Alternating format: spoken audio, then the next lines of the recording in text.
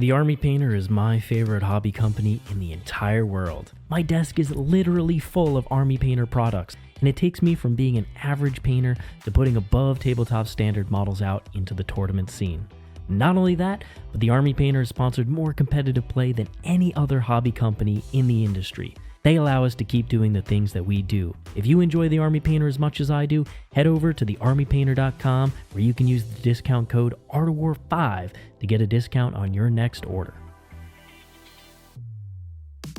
What's up, everyone? Welcome back to another exciting Art of War video. We are here to talk about the Emperor's Children. Oh my goodness, it has been literally decades of people asking for this codex, and they have finally given it to us. Every time GW cycles through and updates just like model ranges for all the Chaos Gods, Slaanesh is always last. And we knew this a while ago, and when Death Guard came out, that was like 2 editions ago, I was talking about Emperor's Children being the one I wanted. Oh, I remember when Death Guard came out, John was like, dibs on Emperor's Children. Was like, I guess that'll happen in like 10 years. And you know what? It's 10 years later and we're here. We are here. So, Games Workshop just released a brand new army box for Emperor's Children. It came with a brand new codex. So in this video, we're going to be breaking down everything in the Emperor's Children codex. This is super exciting. We haven't had a new army in Warhammer this edition.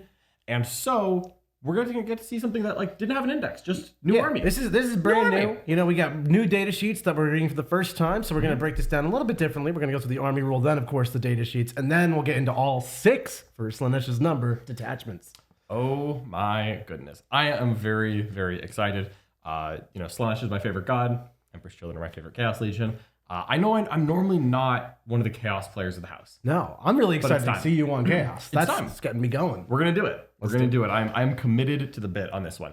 So we're going to be going through everything in this codex. Of course, we only are doing this because Games Workshop gave us a copy of these rules early. Thank you, GW, for providing us with this box set. We couldn't do it without you. We also couldn't do it without everyone watching this video. So if you like this video, if you like Emperor's Children, like the video, share with your friends, subscribe, leave a comment. All of these wonderful YouTube things really help us continue to produce content for all of you. And if you want to see even more Emperor's Children, I can tell you that if you're watching this video, there's another video in the war room right now with my first game with the Emperor's Children Codex. Of course, with this codex, we got a bunch of new models, so I've been hard in the paint mines, hard on the paint, and now we are playing games in the war room, and you'll be able to see us on YouTube as well later this week. That's right. We've got plenty of games with this brand new faction out in the war room. We're doing codex reviews. We're doing list analyses, all that good stuff in the war room. You can check it out right now for a 3-day free trial with the link, thewarroom.vhx.tv. That'll get you access to all of our content for all of our different factions, plus any extra content we produce. And you can find out that link in the description below. All right. I think that's enough foreplay for Slaanesh. Let's go ahead and get into this book, shall we?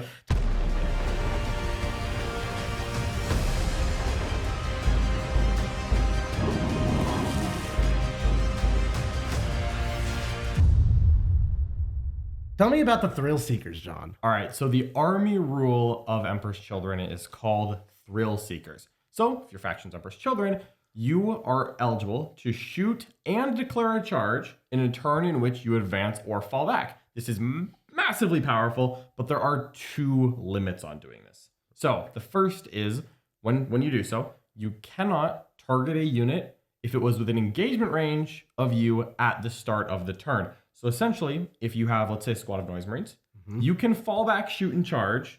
But let's say these Noise Marines were in combat with a Redemptor. Yeah. They can fall back and shoot, not the Redemptor. Right. And they can fall back and charge, not the Redemptor. But they could do something else. Something else. Yeah, I could shoot the Tactical Marines. Right. I could charge the JPI. Okay. It's a weird limitation, but I don't think that's like a deal breaker at all. Yeah. And here's the second. When doing so, you cannot target a unit that was the target of another unit's charge or attack this phase. So let's say these Noise Marines, they fell back for the Redemptor. I could shoot those Tactical Marines, but not if someone else shot those Tactical Marines. Right. So this is where it's going to be a little tricky to navigate. I think you're going to have like a little token system. Like this guy fell back, these guys advanced, these guys did that, And so it's kind of like some of your army is going to want to go fast or fall back, and some of it's going to want a normal move so that you have the choices. And then I think the order of this is going to matter a lot. Yeah. Because like, let's say I have 2 Noise Marine squads. One of them fell back. One of them just like got out of a rhino. Nothing crazy. Didn't do anything fancy. No advances. The one that just normal moved, that can shoot whatever it wants all the time. It just follows normal rules of Warhammer. So I think this is going to be, it's a very strong rule because you have the potential to fall back, shoot, advance, and charge anything in your army. So I think if you can get the balance right, this is going to be pretty powerful. Yeah, fall back, shoot, and charge, advance, and charge. Those are amazing rules. They, on an army on its own, maybe a little bit powerful, so we toned it down, giving it some limitations.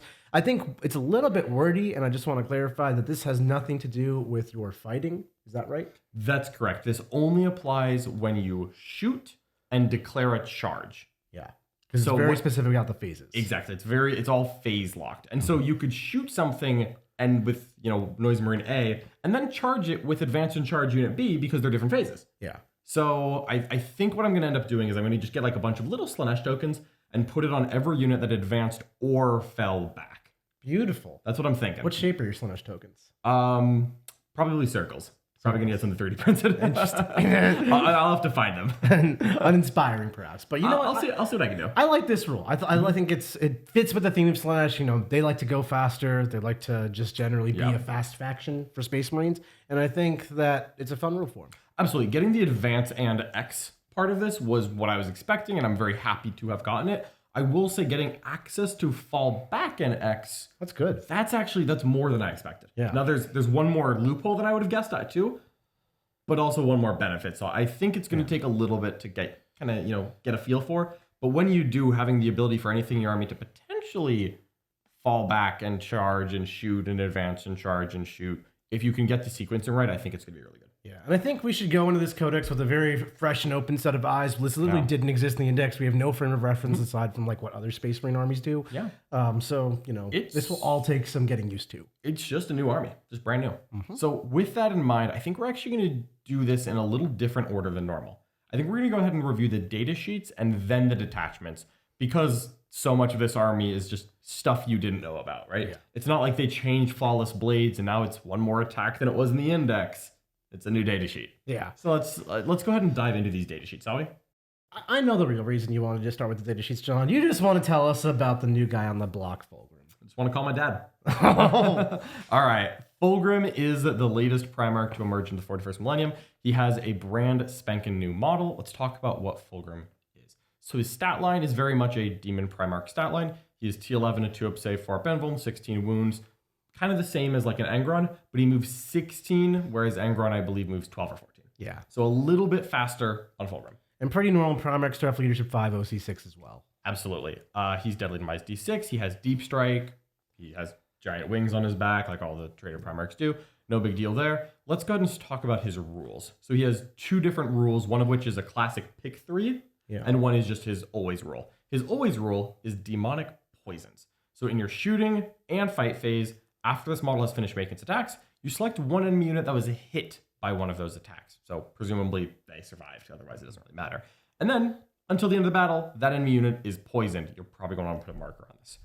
At the start of every command phase, both players, you roll a dice for each poisoned unit on the battlefield. On a 4-up, they take D3 mortal wounds. That's really saucy. It's pretty saucy. So if you poison something and it gets away, it's just going to be taking a little damage for the rest of the game. And very notably, you can trigger this in shooting. So we'll get to his gun in a second. He's got this little chip gun, which can do some damage to somebody and then poison them for the rest of the game. Absolutely. Or, he's got an extra attack, so he can always, do a little damage there. Or you could always charge one tank, kill it, put your tail sweep attack or something into a different tank and poison it. Even if it falls back and runs away, it's still very nice. Yeah, just poison everybody. Pretty cool. And then because he is a Demon Primarch of Slaanesh, he gets to pick one of 3 abilities at the start of your opponent's command phase. Weird timing, but I think it actually works for what these rules are. Okay. So the 3 options that he can pick between are Beguiling Form.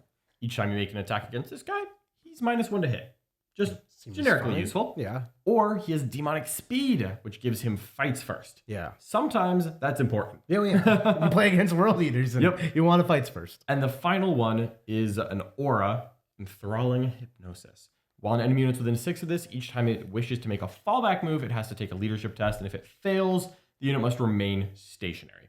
I actually really like that all 3 of these are good and will be used at different times. Yeah, Of the demon Primarchs, I would say none of them have 3 pick-me's that you use. Yeah, they like have the one obvious one, and that's the reason you take the guy. Yeah. But the fact that there's like genuine choices here is kind of nice. Yeah, there's genuine choices. -1 to hit is great, especially when you're like going second or just like getting up the field. Just, can't be worse. Fights first is great in those melee matchups. And trap people in combat. Well, it's leadership based, so not reliable, but my God, it'll just open up a town match right there. Yeah, there's a little more leadership stuff in this book than average. And so we're going to kind of want to keep an eye out because this is not the last time we're going to affect people's leadership. I do love that. I do as well. Now, the last thing to talk about is Fulgrim's weapons. So he has a Malefic Lash, which is a shooting attack. It's 12 inches, sustained hits 1, 6 shots of ballistic skill 2, strength 8, -2, damage 2. With sustained hits and the fact that he might advance and shoot, depending on the context of all this, that's pretty good. Yeah. Actually, it's a pretty solid gun. 822, good profile. Average 6 hits at 822, and then you poison somebody. Yeah, I mean, if he puts 5 wounds on an intercessor squad, he kills 3 or 4 of them, and then you poison them and you charge something else, that intercessor squad might be dead by the next time it's taking a turn. You're not taking him for the Malefic Lash, but you appreciate his Malefic Lash. Yeah, it's solid gun. Yeah. Then his combat. He has Demonic Blades, which is 2 profiles here. If he does the strike, it's 6 attacks at strength 14, AP 3, damage D6 +1. This is also sustained hits 1.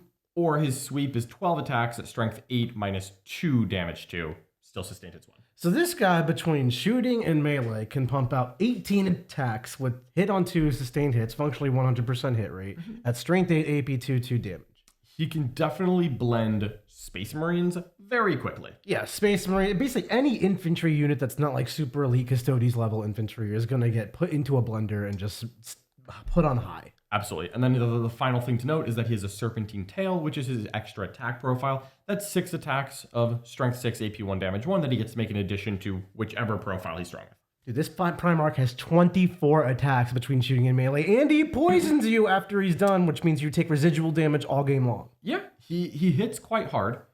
I will note that he doesn't have any rerolls on his data sheet, and with only 16 attacks on the stat profiles, I could see him every once in a while failing to kill that thing that he looks like he should kill, like a Predator tank. Right. Every once in a while, he's going to go into a Predator tank, he's going to roll a 1 more than you wanted, and then your opponent's going to roll a 6 more than you wanted. Yeah, or like a normal like tank with an invul, like 4 up or 5 up. He's going to go in very reasonable. He does not kill that tank, which is a little soft, but yeah, it is what it be. But we'll see if we can find some damage buffs for him later down the line. Yeah.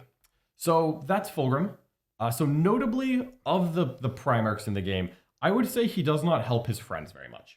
He's not interested in helping his friends, No, except for he's- the trapping people in combat. Trapping people in combat's good, but he's generally a little selfish. And you know what? If anyone was going to be, right? It's Fulgrim. No surprises here. Absolutely. So, interesting. There's been some speculation about what size base Fulgrim is on. I would say it's a little unclear from the pictures how large his base is going to be, but I'm excited to find out. Because if he's on the normal Demon Primarch base, like Angron, Mortarion, and Magnus, he will probably be able to move around the battlefield pretty quickly. Again, he moves 16. He has access to advance and He's charge. going wherever he wants. He can go pretty far and hit people. Yeah. But if he's got like that larger base, I know some people start thinking about he's on that great and clean one, like 120, 130 millimeter size. If he's on those, it might be a little hard to just land him places. Absolutely. As soon as I find out, I will be excited to clear that up because I think that's going to affect his use case. You gonna clear your schedule and make a day paint Fulgrim Day? One day? Yeah. Oh, we're going to be painting him in excess. Beautiful.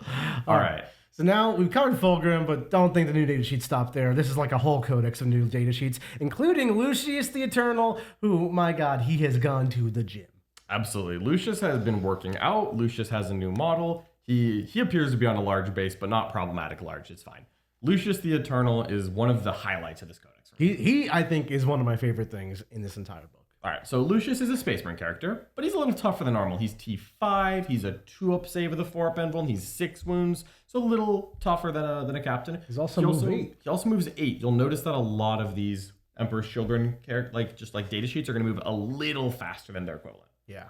So he comes with, let's go over his rules, shall we? Yeah. He is a leader and a lone operative, so choices, and he has a 5-up field mill pain, adding to the fact that he is tankier than your average captain. Yeah, he's 6 wounds, 2 up, 4 up, T5, 5 feeling pain. As a lone op, that is a pretty strong profile for a That lone is op. annoying. That is a good lone op. That's getting to Mephiston levels of defense. which Or is he impressive. could join a unit. Of course, he won't confer lone op to his unit, but he I'm sure makes a good leader. Absolutely. Then he has 2 special rules. The first is that every time this model makes an attack that targets a character, monster, or walker, not vehicle, walker, you can reroll the hit and wound roll. He appreciates a good challenge.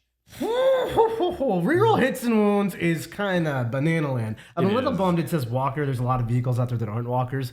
But character unit means any unit led by a character. It gets rerolls against the whole thing. So that's a lot of units in the game. We'll talk about his combat weapon in a second, but this is something you're going to appreciate. It's pretty good. This is good. Then his other rule is that when he is not leading a unit, so if at the start of the fight phase you're not attached to a unit, you gain fights first. So he's a lone op with fights first and feel no pain, 2 up, 4 up, rerolling hits and wounds sometimes. Lucius might be the first thing I paid. He might be.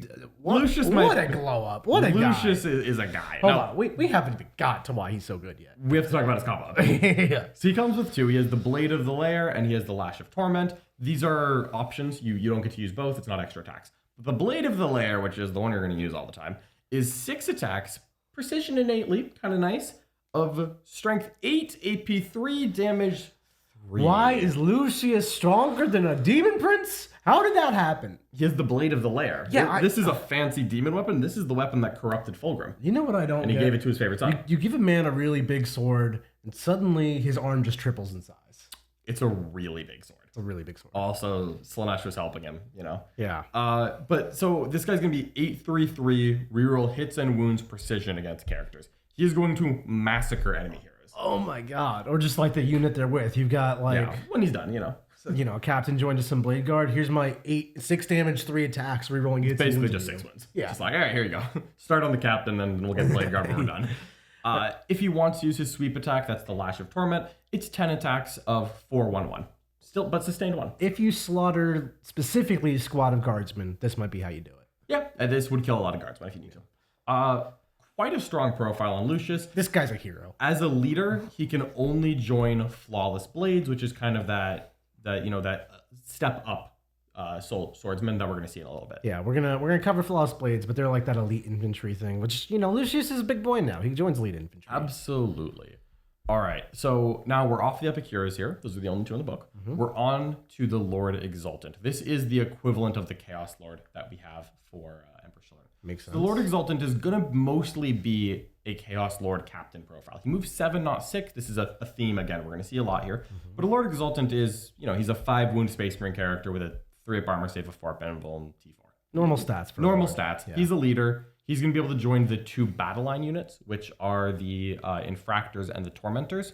His rules are that he gives his unit lethal hits. And it's not melee or shooting, it's all the time. So whatever he joins gets lethal hits. And then once per game, he's going to get a hit harder profile, just like a Lord or Captain would. His Euphoric Strikes ability is once per battle at the start of the fight phase. He can use this, and if he does, he gets +3 attacks and +1 AP for all of his melee weapons. Okay, that's actually really good. Yeah. +3 attacks, +1 AP. Pretty Nice. solid. Yeah. Yep. I'm super happy with that. He has a couple different combat options and a couple pistol options. He can get a bolt pistol, a plasma pistol, or a screamer pistol. The screamer pistol is something we're going to see a lot, so we're just going to cover it now. It's quite good. It's 3 shots of strength 5, AP 1, damage 2, ignores cover. Wow, that is like a little heavy That is. bolter with ignores cover. It is much better than a plasma pistol. That is the pistol you would take if you take a pistol. And then his combat.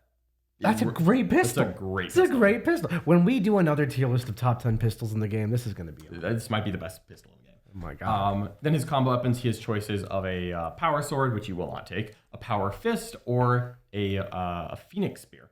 And a phoenix power spear is 5 attacks of 7/2/2 lance. So it's like a power fist that's -1 strength lance. You can take both. You can do fist and spear and just choose between them. I think that you're going to take the lance. I think you're going to take Because the you can lance. fall back and charge and advance and charge. I think charging is kind of the theme here. And you're not going to stay in combat. The difference between strength 7 and strength 8 is generally negligible. It matters to specifically toughness 4 pretty much. Yeah. And then lance will help you into tanks, where power fists really hate wounding on 5s. Yeah, they both wound T4 on 2s, but the lance is better into T5 and 6 and it's it's the same into 7, it's the same into 8, but then it's better into 9 and 10, 11, and 12, and so on down the line until you get to strength 14. It's pretty much better. Yeah, this is a quality lord right here. Yeah, and the final note is the Rapture Lash, which is 4 attacks of 4/1/1 extra attacks. But I think you just do a lash and a spear because the lash will be AP2 in the when you're using your euphoric strikes. So you get a lot of attacks out of this guy. Because he'll be 9 attacks each time he swings, and then he'll be 12 when he does his euphoric strikes. That's a lot of attacks. That's a lot of dice. One thing that I don't love is that you have to replace the Phoenix Power Spear with the Screamer Pistol, so you can't do Pistol Spear. That is a combo. A downside. Yeah, but The last note to make about this guy is that when he joins Emperor's Children battle line, he gains Infiltrator and Scout 6, which is just what those guys get. Yeah. So if you attach a Lord to your battle line, you're not going to slow them down, which is pretty good. Yeah, and as we get to those battle lines, that's going to be a big part of this codex. Absolutely. The next new character is, the other new character, and that is the Lord Cacophonist. This is actually a slightly tougher Space Marine right here. Yeah. He actually looks like he might be in some kind of like weird hybridized Terminator armor. I'm not really sure what he's wearing, but he is a 6-inch moving T5 6 wound character with a 2-up armor, 4-up anvil. So he is a beefier Lord. I think he's wearing like a weird mix of Terminator and Power Armor, like you said. And that makes sense when you consider he can join Noise Marines or Terminators. Very strange profile. He can't join the Bad Line, but he can join Noise Marines and he can join the Terminator squads. Huh. So, interesting stuff.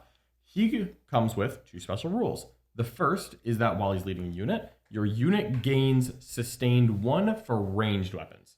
Okay, obviously, Noise Marines are going to be a dedicated shooting unit. Terminators are going to be combined arms. To me, this screams join the Noise Marines and give him sustained 1. Yeah, my Noise Marines shoot harder. Yep, and great. He's got a Screamer pistol, so he shoots. He has 2 Screamer pistols. No. He can have either a power sword and 1, or he can have 2. Oh, this is Pistol Man, if I ever saw it. Yeah. So that's going to add essentially 6 shots of that 5/1 to ignore cover profile that we just around talked with 2 about. heavy bolters glued to his hands. Yeah, but they ignore cover. The short range, but they ignore cover, and he'll get the sustained when he's leading a unit. This army advances and shoots. Short range is only so much of a problem. Indeed it is. So his other rule is that he has a Doom Siren. And the Doom Siren is in your shooting phase after this model's unit has shot. Select an enemy infantry unit that was hit by one of these attacks. Roll 3 dice. So it does have to hit infantry. But for every 4+, that enemy unit suffers 1 mortal wound. If an enemy unit suffers a mortal wound, so if you roll 1 3-up, then they take a battle shock test. Okay, so a little more leadership theme and more mortals. Yeah, so, if you have an 87% chance of causing a battle shock test when you shoot the unit, and also a couple mortals. You put 3 of these guys in with your Fulgrim, and you poison somebody with Fulgrim, and you shoot your Doom Sirens at people, and people be taking random mortals. People do be taking random mortals. That's good. So, pretty cool for the Cacophonist. And then we have the generic sorcerer. As far as I can tell, other than the fact that it moves 7, this is the same profile as a sorcerer from Codex Chaos Space Marines. So he's a 4-wound Space Marine hero. He moves 7 instead of 6. That's cool. Emperor's Children life. And his gun is an 18-inch when he overcharges it. D6 shots, strength 6, -2 damage D3, dev wounds, hazardous psychic. I think that's the same profile that you would see in Codex Chaos Space Marines. He does, however, have different rules. When he's leading a unit, the unit always receives the benefit of cover against ranged attacks. Okay, that's not bad. He can join the battle line, the Infractors and the Tormentors, as well as Noise Marines. He gives them the benefit of cover. Cover's a little easy to come by, so I don't rate it not that a big highly. deal. Yeah. The other thing that he does is that he has Racking Agonies as his psychic power, and that is that in your shooting phase, after you shoot, if you hit an infantry unit, it gets racked by the agonizing energies, and then they are -2 to move and charge. Okay, so I do like that rule. Yeah. Slowing people down is very good. We say movement wins games, not moving loses games. Simple math. There you go. Yep. It's an 18-inch gun, so a little short range, but if you can get something right at the edge of 18 and just slow them down, they may not be able to hit you back. And that could be important. I don't know how this army is going to want to build itself, but the gun profile on a sorcerer is actually not terrible. So if you're trying to build a shooting-based army, might not be a bad way to approach it. Yeah, not at all. All right. After the sorcerer, we're on to the demon princes. This is my favorite All right right. here. So the demon princes, there are 2. There's 1 on foot, 1 on wings. They're going to have the same profiles you know and love from Codex Chaos Space Marines. The walking one moves 10 because it's a Slaanesh prince. But other than that, it's a 10 wound, 2-up save, 4-up invuln, T10, OC3 monster. Yeah. It has the same gun in combat. When he does the strike profile, which is the good one, your 6 attacks of strength 8 -2 damage 3. We don't need to go too deep into this. It's a demon prince. But the rules of the demon prince are different. Noticeably so. Yeah. I think they're actually quite good. So the Walking Demon Prince has 3 rules. While he's in 3 inches of a friendly Slaanesh infantry, notably it's Slaanesh infantry, not Emperor's Children infantry. We'll pocket that for later. He gets Loan Up.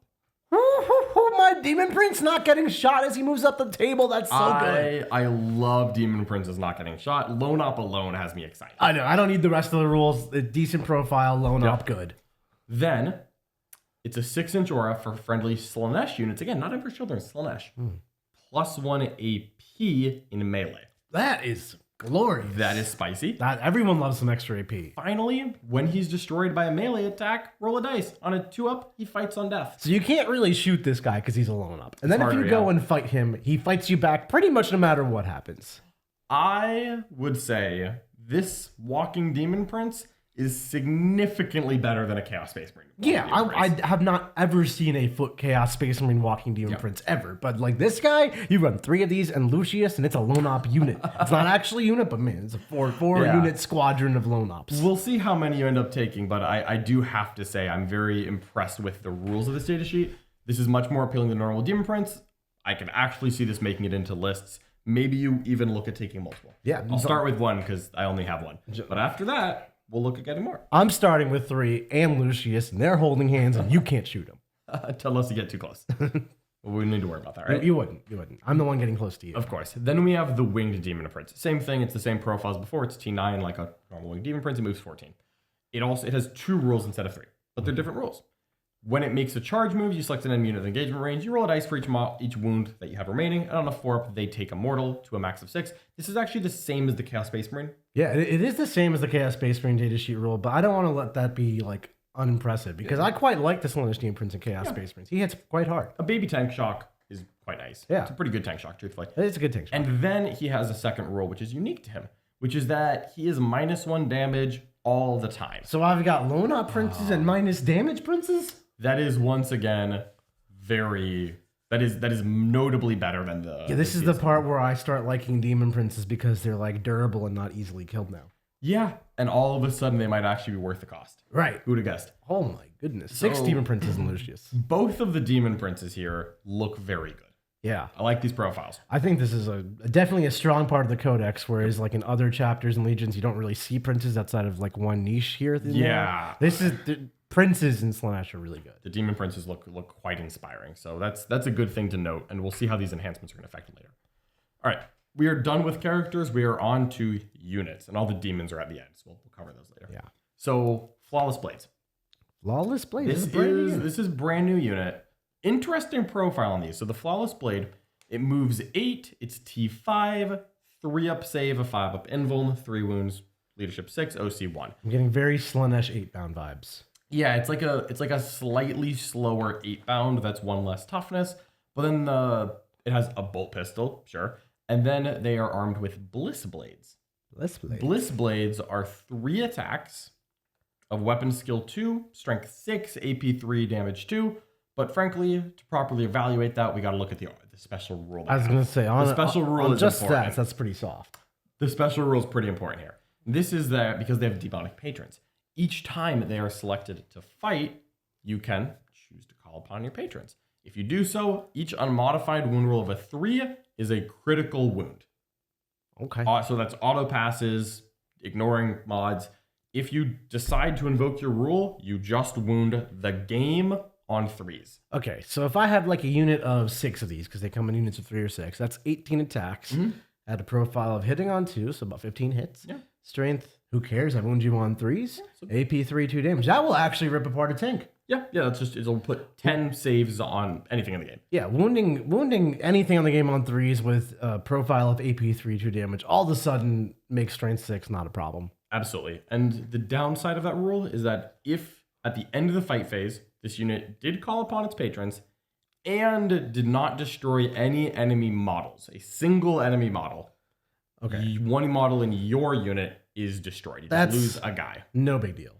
I mean, like, if you're fighting like a land raider and you don't kill it, right? Like, yeah, then you just lose a guy. You lose a guy. But if you're hitting a squad, you should get one model. Yeah. I mean, I think just the fact that they can reasonably attempt to kill a land raider is on its own impressive. It is nice. Yeah. So with this being a low volume of dice, 3 attacks each still has me a little nervous. If there's a way through the detachments to help that Yeah. out, I would really like this. I think this unit's going to need just a couple buffs. Yeah. But there are probably going to be some ways to put some buffs on them, and we're going to keep an eye open for that. This looks like a very promising baseline data sheet that is screaming for some buffs. Yeah. And it's got grenades, which is a nice little bonus. It is nice. I'll mention now, because you're all thinking it, the 3-up to wound, scoring a critical wound, there is not a way in this codex to give them devastating wounds.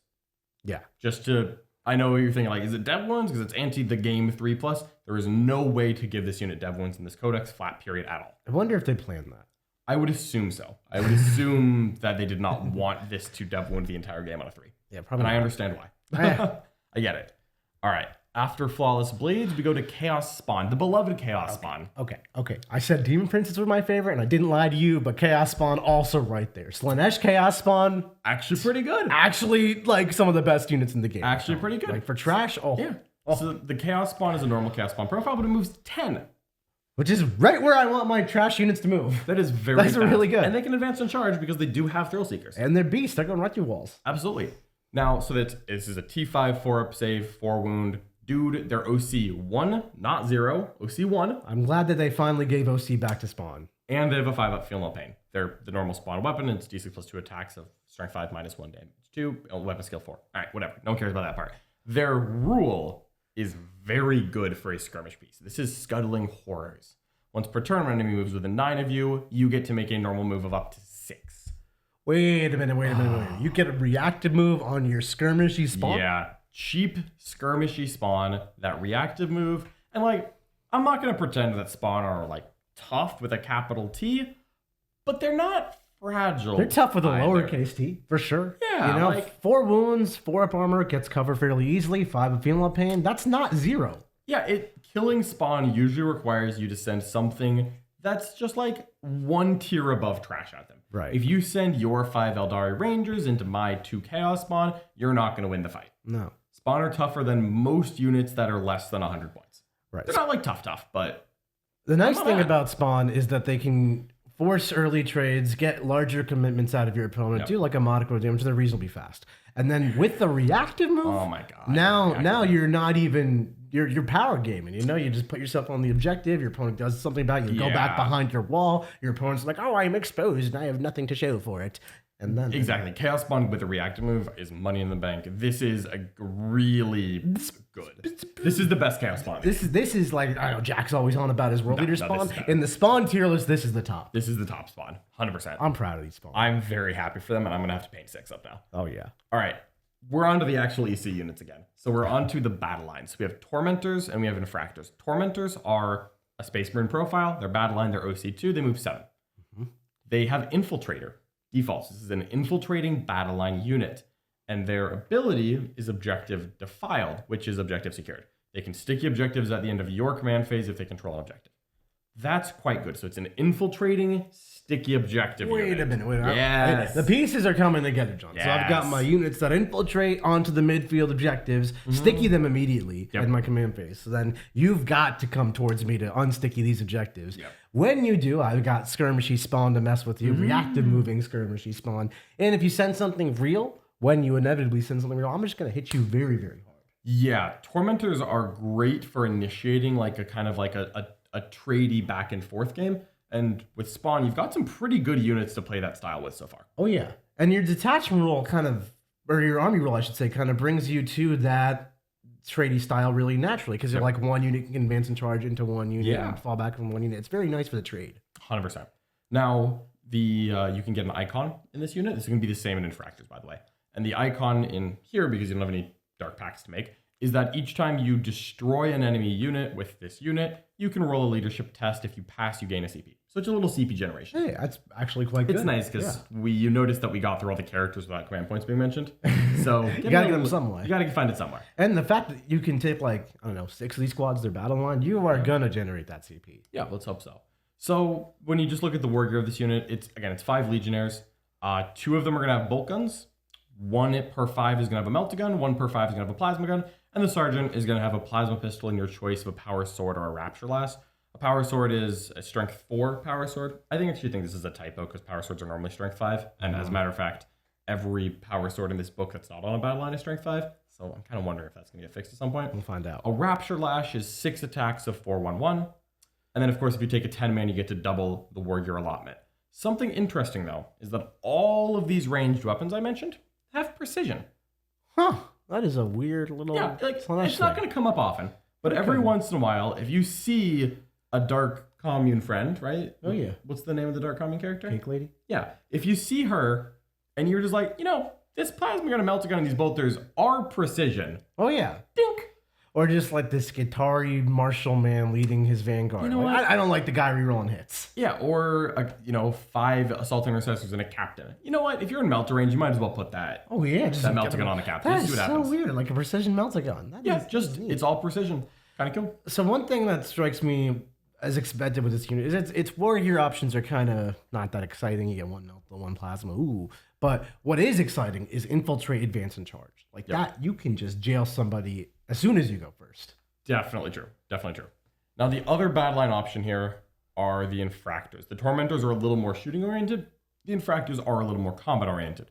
Their rule is that they have Scout 6 instead of Infiltrate. Okay, so another fast bad line unit. It's the same profile. It's move 7, Chaos Space Marine Legionnaire. So I can have up to 6 units that infiltrate and up to 6 units that scout. You can have a lot of little Just square start this interaction. whole army in midfield with Yeah. the lone demon princess wandering around them. It's just power armor, but it is where you want it, and it is activating when you want it. Yeah, you don't have to pay for rhinos and things like that to get you there. You start there. I kind of want my Rhino to scout, though. You can do that too. I like scouting rhinos. And the rule of this unit, it's like the Legionaries. Each time you make an attack in melee, reroll wound rolls of 1. If you attack an enemy on an objective, reroll the wound roll instead. So it's like a Legionary squad that scouts. Yeah. The War Gear is a little different. Every single model's combo weapon is a dueling saber instead of a chainsword. A dueling saber is a strength 4, if you 1 damage 1 sword, that is 4 attacks, weapon skill 3. So it's a chainsword, but it's precision. Sure is. So it's a precision chainsword. However, in this unit, you get your icon. Everyone has this dueling saber, and there's no special weapons at all. So there's no like heavy combat weapons or power fists or anything like that. And then the sergeant gets the same choice as the Tormentor sergeant, which is he's going to have a plasma pistol instead of a bolt pistol, and he's going to have a power sword or a rapture lash. Same profiles, not a power fist option. So you get the reroll wounds, but every combat weapon this unit has is strength 4. I don't love the lack of output coming out of these units. Like their speed is spectacular between scout, infiltrate, advancing, and doing stuff, but no damage once you get there. Suppose you could add those Slaanesh lords to this unit. Yeah, and then they gain scout or infiltrate, whichever one you add to. Keep up And so with the it. lords are, I think, are going to be quite important here because you have great delivery on these infractors and tormentors. But between the two bad line options, there is not a combat weapon greater than strength 4. No. I mean, you have to attach lords You for that. really need a lord in there to do damage. And so that is going to drive the cost up a little bit. Right. But, it's not like the lord is bad. No. And then you get the lethal hits as well, which helps the rest of the guys be a little more useful. Mm-hmm. But yeah, And if there's any detachments that kind of boost this up, that will certainly help too. absolutely. I was really hoping there was going to be a power fist in there. Gonna be Yeah, honest. no, this unit is crying out for a power fist, It but is, instead it has precision. It does indeed. All right, so that's the end of the battle line. So we can go ahead and cross into Chaos Terminators. Chaos Terminators are a Terminator profile. They are the Chaos Space Marine datasheet copy and pasted, but they move 6 instead of 5. And then they get Thrill Seekers instead of Dark Packs, and they have a different rule. Lethal Obsession. So essentially with these Chaos Terminators, you can reroll charges if you shoot the thing first. You just don't want to split fire. Reroll charges is a fine rule. It's not that inspiring to me. No, it's like jump through a hoop to get reroll charges. It could just say reroll charges. It could just say reroll charges, right? I hate to make comparisons, but I think of like Deathwatch Terminators that reroll charges and cause battle shock test. Like this could have just been reroll charges. Yeah, I don't. But it's not a bad. You'll just shoot a bolt at him and then reroll charges. It'll be fine. I don't love this as a Terminator alt. I'm comparing them to Yeah. CSM Terminators, and they basically replace reroll hits with reroll charges sometimes. Yeah, and like you can advance and Yeah, you can advance do it. stuff. I suppose rerolling a charge after advancing and charging is not bad. Yeah, Yeah, it's it's a Terminator squad that advances and fall backs and does stuff. Notably, the only character that can join these Terminators is the Cacophonist. And he's a shooting guy. He's a shooting guy. Chaos Terminators aren't really known for their shooting. Also, unfortunately, the Cacophonist doesn't have deep strike. So yeah, it's just a little. That's a little awkward. It's fine. We're not playing Emperor's Children for the Terminators, right? That's true. We'll wait until they make a unique kit. But after the Terminators, we get to your favorite. The Chaos Land Raider. Can I just say the artwork for this Land Raider is bright pink and I love it. Yeah, me too. The Chaos Land Raider is a Land Raider. Its rule is assault ramps. It's deadly demise D6. You can advance and shoot it, fall back and shoot it sometimes, but it is a Land Raider. It doesn't even move faster. It's just move 10. You know, yeah, the vehicles didn't get the memo on that one. I kind of wish they had. They're But, pink. It's pink. Pink makes them go faster. You would think so, right? But this is actually just a Land Raider. And there's nothing wrong with that. Land Raider is a solid middle of the pack data sheet. Okay, I know I call my Chaos Space Marine Land Raider the Pimpmobile, but I really feel like this is the Pimpmobile. I will paint up a proper Pimpmobile to show you what it should look like. I would appreciate that. 100%. So it's a Chaos Land Raider. There's just nothing else to it. This will be useful because it's assault ramps. It has las cannons, which is nice. It's Land Raider. Now we're on to more exciting data sheets. Noise Marines. Did you know these are not the same as the previous Noise Marines? They are. This is a very different Noise Marine. Yeah. Throw out what you thought Noise Marines were. They are not battle line. They move 6, not 7, but they are T5, 2 wound, 3 up, 6 up leadership, OC1. So this is like a Havoc equivalent now. This is more of a Havoc than a Legionnaire. Interesting. So this is a 6-man unit. The size of this does not change. You're going to get 3 Sonic Blasters, 2 Blast Masters, and then the Sergeant. The Sergeant either gets another Sonic Blaster or he gets a pistol and power sword. The Sonic Blaster, this is the basic weapon, is 3 shots, 18-inch range, 5-1-2 ignore cover. So it's a half-range heavy bolter that ignores cover. Okay. And you could get this sustained with a Cacophonist if you wanted to. So 3 of those. Then you have the Blast Master. The Blast Master is 2 profiles like before. It's a little better than before because both of them ignore cover. And the Blast Master is 3 shots, ballistic skill 3, strength 10, AP 2, damage 3. But it is now 18-inch range. It used to be 48. It is now 18. Wow. I look at that and I just wonder a little bit, is this going to be like the las pistol in the Imperial Guard Codex that's 48-inch range is printed?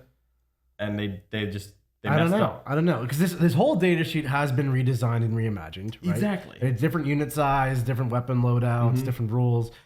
But it's also like, what a stark difference. A Blast Master used to shoot 48, now it shoots 18. It is a better gun than before. It gained a ballistic skill and a strength and ignores cover. Oh, yeah. And there's 2 per 6. It used to be 1 per 5. So at a 2 per 6 ratio, like 2 of these in a unit can actually hurt a tank. That's 6 shots of 10, 2, 3 ignore cover. Yeah. That's quite a hard-hitting profile and by far the hardest-hitting gun we've seen in this. Honestly, it's like taking 3 squads of Noise Marines is taking 18 shots at strength 10, AP 2, 3 damage. I do think Quite if this was good. 48, it might be a little insane. But 18's a little low. 18's a little bad. 18's a little bad. low. Yeah. So you get 3 Sonic Blasters, 2 Blast Masters. Oh, the Blast Master is a split profile. 6 shots of 6 minus 2, 1. Ignore cover, ballistic skill 3. You also can advance and shoot in this army. You can. But you can't advance and shoot 2 units at the same target. Yeah.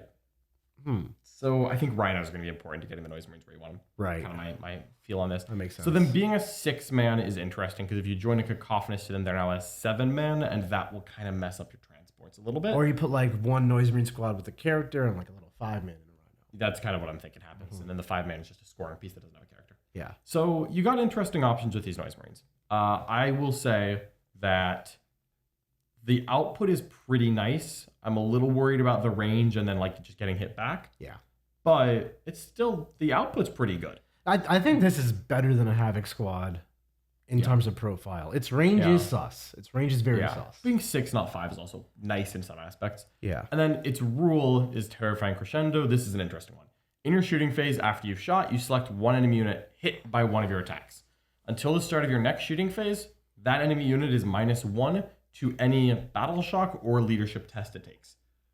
Okay. So It doesn't cause any inherently, but if you join a Cacophonist, He causes one. you can cause 1 on an infantry. And it'll be at -1. And it would be a -1. Interesting. What a fascinating unit. Yeah, on its own, that special rule does basically nothing. But you could try to make some combos, because also, I'll notice, this doesn't apply a status, it applies a negative, which means 3 Noise Marines could apply -3 leadership to 1 unit, and then Fulgrim consolidates into it and prays. Or maybe some Slaanesh demons make an appearance. Maybe some demons make an appearance. We'll see what those do. So interesting leadership mods starting to add up into some things, but it's a little. This is a funky. strange unit. This is like when we say it's a brand new army. Like this is a brand new unit. Yeah, this is just brand new. Just to see what this does. Yeah. Yeah. All right. After Noise Marines, we have the Helldrake. Everyone loves a good Helldrake. You know, I'm going to lean on you a little bit here. I checked the profile. This is a Helldrake profile. Yeah. It hovers. It has a flamer. Cool. Helldrakes have 2 up saves. They have 2 up saves and Chaos Space Marines as well. Yeah. Wow. Yeah. Helldrake meta. Helldrake meta. The rule it has is when it ends a normal move, you select an enemy you moved over and you roll 2 dice, plus 1 of the dice if it's an enemy that flies, and each 4 up is a D3 mortals. Is that what it does in Chaos Space Marines? Do you have any idea? No. I don't either. But this is what it does in Emperor's Children. I want to know. So it's a Helldrake. Unless you see some combos, you'd assume that you'd see it the same that you see it in Chaos Space Marines. Yeah. Then we have a Mauler Fiend.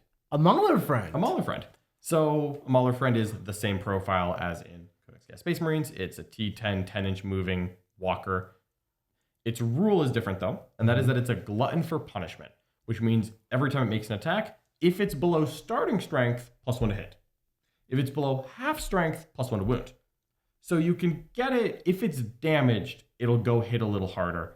But inherently, it's a Mauler Fiend with advance and charge. Mauler Fiends actually love a +1 to hit. They kind of hate hitting on 3s with no rerolls. Yeah, having to take a point of damage is like, you don't want your Mauler Fiend to get shot before it goes in because it might go from 12 wounds to 0. Right. So Which is always the danger. I suppose if you're doing like a threat overload with like multiple Mauler Fiends and maybe some other vehicles, it could be cool. then you might just get chipped away. Yep. But It's combat though, because its profile is the same as in Chaos Space Marines, but just to kind of go over that, it's fist. It's 6 attacks of strength 14, AP 2, damage D6 +1.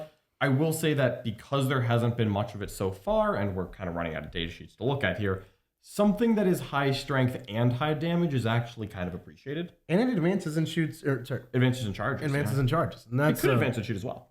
advanced shoot and charge. You can give the Magma Cutters, which actually help you fire that weapon. Yeah. Or the Lasher Tendrils for 6 more attacks. I think I just do Lasher Tendrils because if you get those +1 hit and wound, it'll actually be a lot of dice. Yeah. But giving it advance and charge passively is actually kind of nice because previously Chaos Space Marines, like ability to advance and charge, was purely like a stratagem. And the Mauler Fiend was never the best thing to advance and charge with. So it was never the one getting the strat. So it never made it. So it never was the one that got it. In Emperor's Children, if you need this kind of profile a little more than average, and you can just always advance and charge them, maybe there's something there. I am noticing like a little bit of a how do I kill tanks problem. Just a little bit. A little bit. A little bit. Yeah. Yeah. All right, we're on to the Humble Rhino. Mhm. The Rhino is the dedicated transport you know and love. It's the same stat line as always. It does have a different rule than normal, which is that it's an assault vehicle, which is after you advance this Rhino, you can still disembark from it as if you made a normal move, but those units cannot declare a charge. And it holds 12 infantry. Notably, it does not hold flawless blades, Yeah. which makes sense, all right? Right? World Leader Rhinos don't hold 8-bound. Right. Totally not surprising. No one holds possessed. It's cool. So I like that rule. I That's like a great that rule. better than healing a wound. Yeah, healing wounds like pointless. Also, here's a fun thing is, and I think this actually really matters for getting your shooting economy down. This is why I mentioned rhinos when I was talking about Noise Marine shooting people.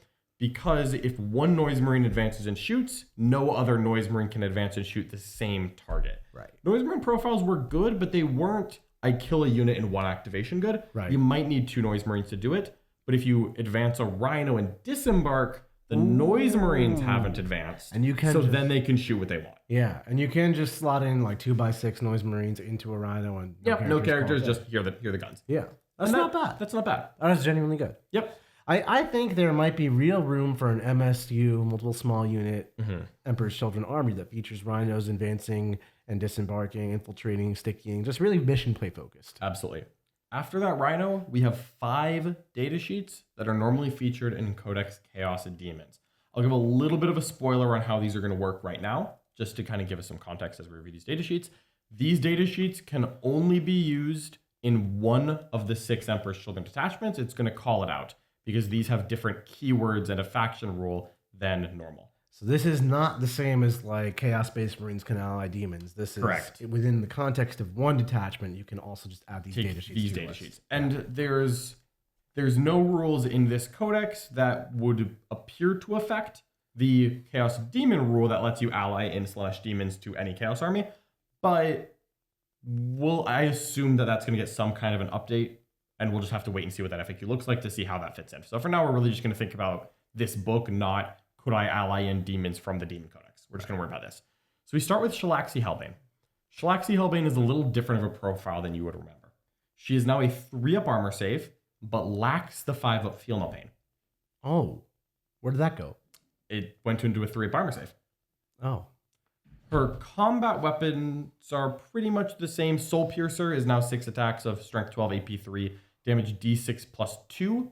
The claws are the same profile as before. The snapping claws, it's 4 extra attacks of 6 minus 2, damage 3, dev wounds. And her special rules have also changed a little bit. So she has 2 rules. One, she can reroll advance and charge rolls all the time. Sure. So 2 is that at the start of the first battle round, she selects one enemy unit to be her quarry.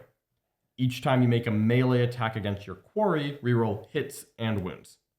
If your quarry is destroyed by anyone, not by her, you select a new unit to be this model's quarry. Oh, I kind of hate that because you have to call your shot at the start of the first battle round. Yeah. So your opponent can very much like play around that all game. What I'm thinking is that your first target for her quarry is like 5 rangers that infiltrated towards the center, something that doesn't need Shalaxi at all, so that you can just kill them with anything and then pick a new quarry so that you get to choose Shalaxi's quarry later. Yeah, I suppose that's a great way to do it, right? Like you pick something that your opponent is gonna get killed, like 5 rangers, like, and then you kill it at an appropriate time right before she goes in. Yeah, like after she rapid ingresses, you go kill the quarry. Yeah. You're like, okay, now I'm going to choose the thing near. That's how you get around. That's how you get around. Okay, it. that's nice. But that is. With no feel no pain though, she's just not the same. Yeah, 3-up armor save is not the same as a feel no pain. Also, she lost her -1 attack for enemies in engagement range. Yeah. So she is unfortunately, and we'll see how we'll see how this kind of plays out with the detachment, but she is not the same Shalaxi that you see in demons. No, not at all. After Shalaxi, we have the Keeper of Secrets. So 2 data sheets, 3 to go. And this is actually a much closer profile than Chaos Demon 1. She is -1 to hit all the time, and she is an aura of +1 AP for legions of excess units, which is the keyword that these 5 data sheets have. And notably not the demon detachment, also called Legion of Excess. Nope. This is just these They chose 5 confusing data words sheets. for this, They I'm going to sure be did. honest. These took me like 2 to 3 reads to get right. Yeah, but so this Keeper of Secrets affects essentially Slaanesh demons, not the demon These prince. are basically the same rules, mildly reworded to work within the context of this Yeah. attachment, but so far the same. The only real noticeable change here is that the Shining Aegis Warrior piece that gives a 5-up Feel No Pain now gives a 3-up save. Okay, can I just complain for a second here? Please. 5 of Feel No Pain is very, very critical for the survival of these giant monsters. Yep. Without it, they kind of just die. Yeah. And then if you replace that 5 of Feel No Pain with a 3-up armor save, you're like, oh, I had no armor. Now I have a 3-up armor. That's like 1,000,000% more likely to save. No, you have a 4+ invulnerable, which you're going to take 95% of the time because everything in Warhammer has AP. Yeah. So I was never killing keepers with my weight of AP 0. you really weren't. You really really, wasn't. you just, that's not how they died. It's not how they died. And now they are just, instead of 18 wounds with 5 of Feel No Pain for a functional 26 wounds, it's just 18 wounds there. Yeah. So on face That's value, so much worse. These are not the same keepers and Shalaxi that you could ally in. You might actually just take the ritual knife at this point. Screw the Shining Aegis. Since Oh it's a yeah, choice, I'm you know? never taking a Shining Aegis. Oh, my poor monsters. I think I would take a Living Whip because it's assault. Yeah. I think I'd take a Living Whip over Ritual Sure, Knife. sure. But Where's my Feel No Pain? That's the one I'm taking. You don't get that. All right, Demonettes, as you'd Demonettes. expect. Demonettes are, I think, the same profile. It's a move 9, Yeah. T3, 5-up invuln, squad of 10. They get an instrument and an icon. The instrument gives +1 charge. The icon gives leadership 6. They're 3 attacks of strength 4, AP 1, damage 1, dev wounds. Are they strength 4? They're strength 4 in demons. Okay, cool. But they did gain one very exciting rule on this profile. did. They fights first baseline. They fights first baseline, which is very interesting. And just to confirm, the keeper and everyone else did not gain it. This is just It's a demons. demonette thing. But their special rule has also changed Yeah. in an interesting way. So it's at the start of the fight phase, each enemy unit in engagement range takes a battle shock test at -1 if they're below half strength. Okay. So you can theoretically, again, we've already found there's a couple ways to modify leadership with like Noise Marines. If you're like charging something that you really don't want to use stratagems, you could tag it with a Noise Marine or two and say, hey, you're -2 leadership, and now take a battle shock. Well, not only that, John, but one really awesome combo that I'm thinking here is that Demonettes can just heroic intervention in your opponent's turn. And then at the start of the fight phase, they take a battle shock, they lose their OC, they lose strats in their own turn. And they fight first. And they fights first. So I'm gonna chop you up, and then we go into my turn. No strats, no OC for you. Yeah. That's quite a nice heroic. Quite unit. nice. And now they did, correct me if I'm wrong, lose an ability to reroll against objectives. Yes, they don't reroll hits. Okay. But you weren't taking Demonettes in Codex Demons for damage anyway. That was a myth. So not rerolling hits, just Not a big loss in your Not a mind? big loss. You Okay, know, cool. instead of doing 1 to 2 damage, I will do 0 to 1 All damage. right, so a little bit of an upgrade there. Yeah, and next- I like that they can do a little rapid ingress heroic play to really mess people That's up. pretty good. Yeah. So after that, we have Fiends. Fiends are the same profile as before. It's OC2, T5, 4 wounds, 5 up invul, move 12, 5 attacks of 5/2, 2 dev wounds. Cool. Their rule has changed. I believe they're currently in Demons, an aura of -1 to hit. Yeah. Now, each time an enemy unit that's not a monster vehicle within engagement range falls back, it has to take a Desperate.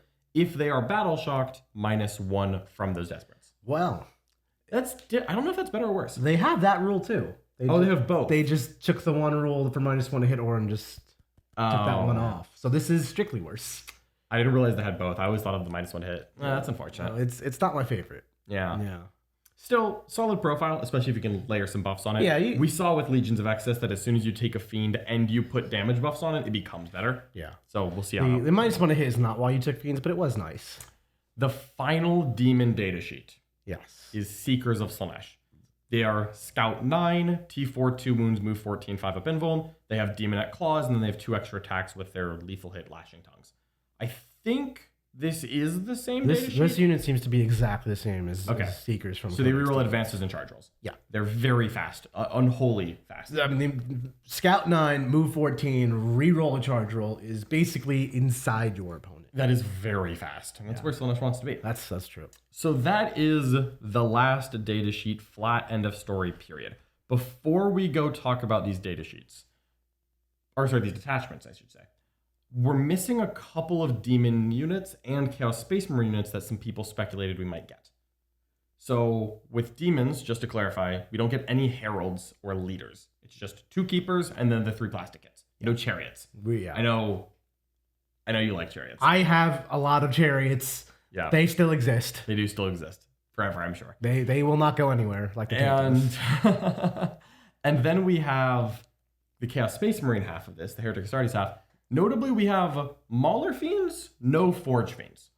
That is No, weird. that- That is weird. That one, I'll admit, You just put different arms on the guy. It's the same box. it's the same box. That one upsets me a little bit. That one's sad. There's also notably no cultists. That one's probably the worst one because we love cultists here. You know, There's having some cheap little people to just go do cheap little people things. Very, very good.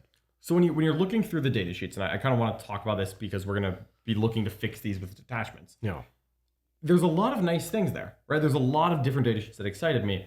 But when you look at it big picture, you realize that the las cannons on the Land Raider are the only gun in the army that is longer range than 18, other than like bolt guns. Yeah. Like there isn't much shooting past 18 inches because it's Noise Marines. You get a couple like a melt gun and a plasma gun on some battle line and some bolters, and then it's a Land Raider. And there's nothing in between like a Forge Fiend, a Predator, a Vindicator, a Hellbrute. None of that is here. My head is really going towards like a midfield, like get to midfield instantly kind of army top of one, whether I start there through infiltrators, scout there, or just drive there. I get to midfield, and then I have medium to short range weapons that can still be applied.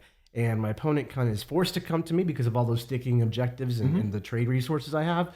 And then once they come to me, they're met with Lucius, who is a gym bro now, and some demon princes. These flaws are things that can be played around and things that can be solved. So it's not the end of the world, but you want to be aware of those limits while we're reviewing these detachments, which we're about to do right now.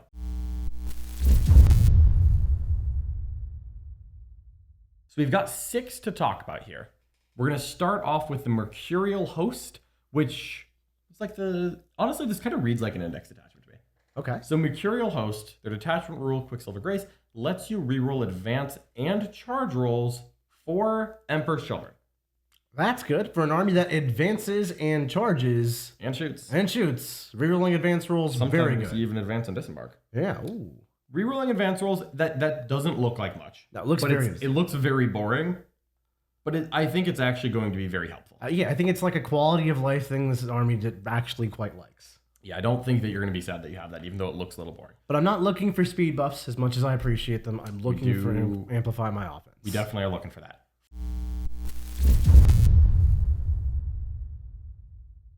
Four enhancements here. First up is Steeped in Suffering. For the Bear's unit, you get +1 to hit if the enemy is below starting strength, and you get +1 to wound if the enemy is below half strength. Okay. It's for your whole unit.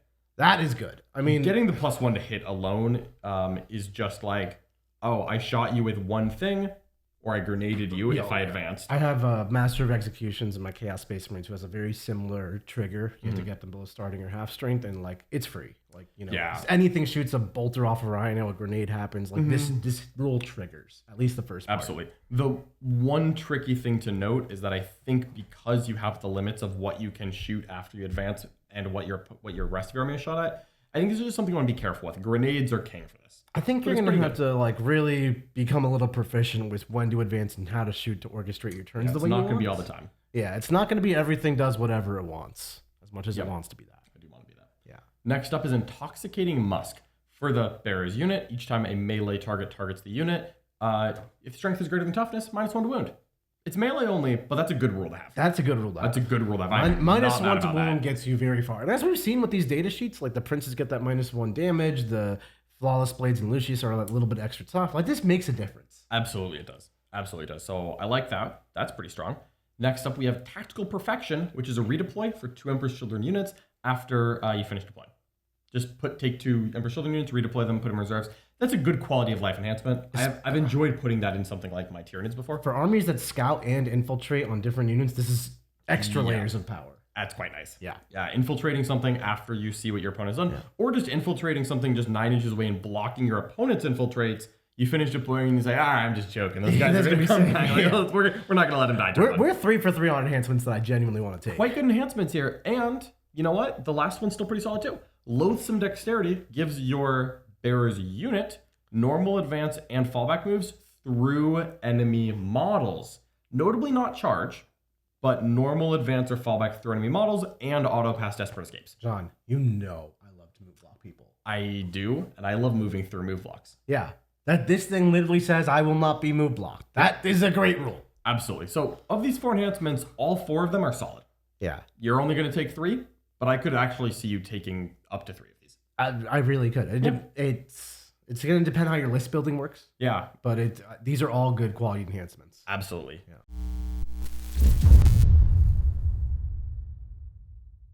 Now we're on to the stratagems. We've got some good tricks in this one. First up is 1 CP in the fight phase. An Emperor's Children unit gains sustained 1. Okay. Solid. Just 1 CP, sus 1. We're talking about how these things are like crying out for an extra attack, like the Flawless Blades. Yeah. Sustained hits 1 is not far off. It gets you there. Yeah. It gets you there. So a nice little buff. Then you have Combat Stims. This is 2 command points, fight phase. Only fight phase. You pick an Emperor's Children infantry unit that was selected as the target of a melee attack, and your unit is -1 to be wounded. Okay, that is very good. 2 CP is harsh, but it is quite a good benefit. Yeah, 2 CP is brutal, but in a melee mirror, this might be what wins. When you need it, you need it. Yeah. It's one of those, like, I don't want to spend 2 CP. I wish this was 1. But when I need it, the fact that it's 2 CP is not going to stop me. Yeah. That's a good one. Yeah. It's niche. You're not going to spam it out every turn. Obviously, it's only the fight phase. But, man, like a unit of 6 Flawless Blades and Lucius that are walking around with -1 to wound does sound like a problem. It is melee only. Yeah. But you're going to spend it when you need to. Yeah. Next up is Honor the Prince. This is very simple. 1 CP, flat 6 advance move. This is an old stratagem that we saw in previous editions. It's been reworked a little. Reworked a little. Considering that you re-roll advances. Yeah, I don't... But I flat 6 is just good for the measurement sometimes. You don't want to risk it. Sometimes you need a 6 to go to the place, or you need a 4 or 5 and you're just not willing to risk it. You just get there. You want to tell your opponent that Fulgrim does move 22. Yeah, I play a lot of armies that have access to these types of auto advances, and I think they're very underrated. They're like just going places very fast is very powerful. Absolutely. And because basically everything in your army... Oh, I'm sorry. This is Emperor's Children infantry, so it won't be Fulgrim. Oh, that is a little worse. But Fulgrim can reroll his advanced roll. We'll get over Yeah, that. he'll still go decent speed. Yeah. So Since you can advance in charge, knowing you're going to be like, my unit will move 14 Yep. and then declare a charge, that is quite is far. pretty nice. And there's no oops, I whiffed this. Yeah, and you can have Lucius or the Flawless Blade unit just like go at the distance. Yeah. That's pretty nice. Right. Now we have Dark Vigor, 1 command point in your opponent's movement phase after an enemy unit ends a normal advanced fallback. You pick an Emperor's Children that is not a beast or vehicle within 9, and it makes a 6-inch normal move.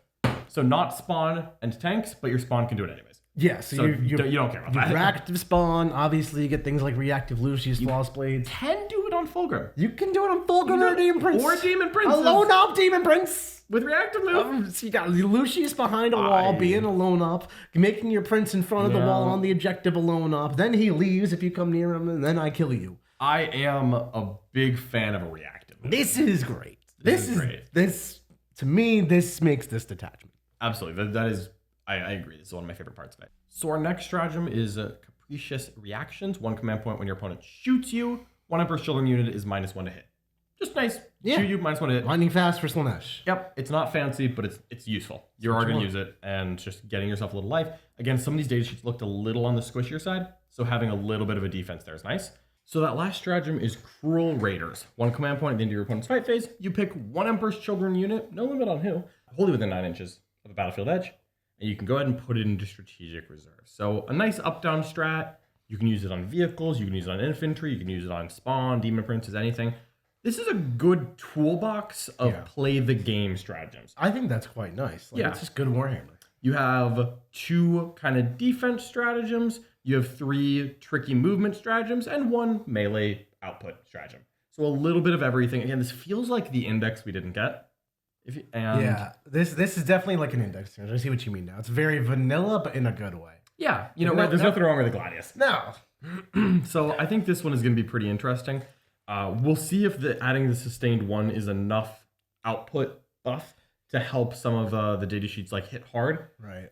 But also once we play with it, we'll kind of get a better feel for how hard these actually hit. Yeah, this one doesn't seem to be really buffing your offense much. You have that sustained 1 hit strat, but it seems to be doing a lot for your maneuverability and utility with your reaction move, your auto 6 advance, your go back up and down. I think if you don't need to just pass the tough stat check, that's a really good attachment. Absolutely.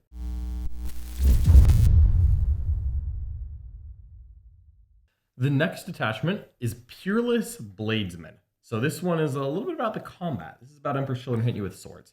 We were talking about combat damage. We were. So this is all about exquisite swordsmanship, which is their detachment rule. Each time an Emperor's Children unit fights, if it made a charge move, select one of the following abilities. Lethal hits, sustained hits 1. All of your melee weapons gain these rules. I'm just going to assume that I'm always making a charge move since my army literally falls back charges, advance, and charges. Yeah, it just means if someone charges you, you don't get it. But that other than that, yeah. Okay. Now, on to the enhancements.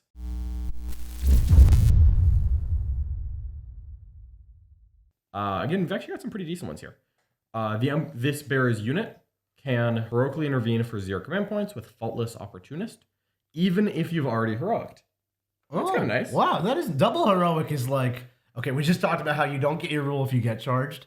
And now I have double heroic going on to let me charge. And then they get it. Oh, that is some synergy. Pretty cool. This is like the combat dominance. I do like that. Then you have Blinding Speed. Once per battle at the start of the fight phase, the bearer can use the enhancement, and if so, they gain the Fight First ability. So I can have 1 unit with this normal heroic. Now I'm fighting first. You're going to die because I get lethal or sustained also. Yeah. And then I have another unit that heroics a second time. So like, Kind of cool, right? Don't even charge me. Don't even do it. Yeah. All right. Now we've got Distortion. This is a melee buff.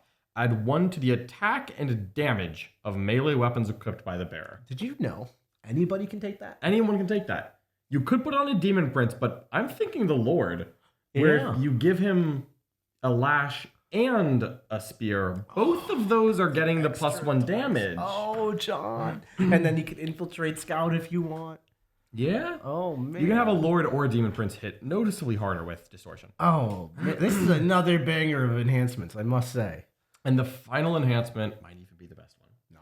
Yes. Once per battle at the end of the fight phase, if your bearer is within engagement range of 3 or more enemy models, it can use this enhancement. The bearer can fight 1 additional time. When doing so, it also selects 1 ability from the detachment rule, the lethal or sustained, to apply to those attacks. So your Lord can just like fight twice? Yep, it's infantry only, so this might as well say Lord only because Cacophonous is not very good in melee.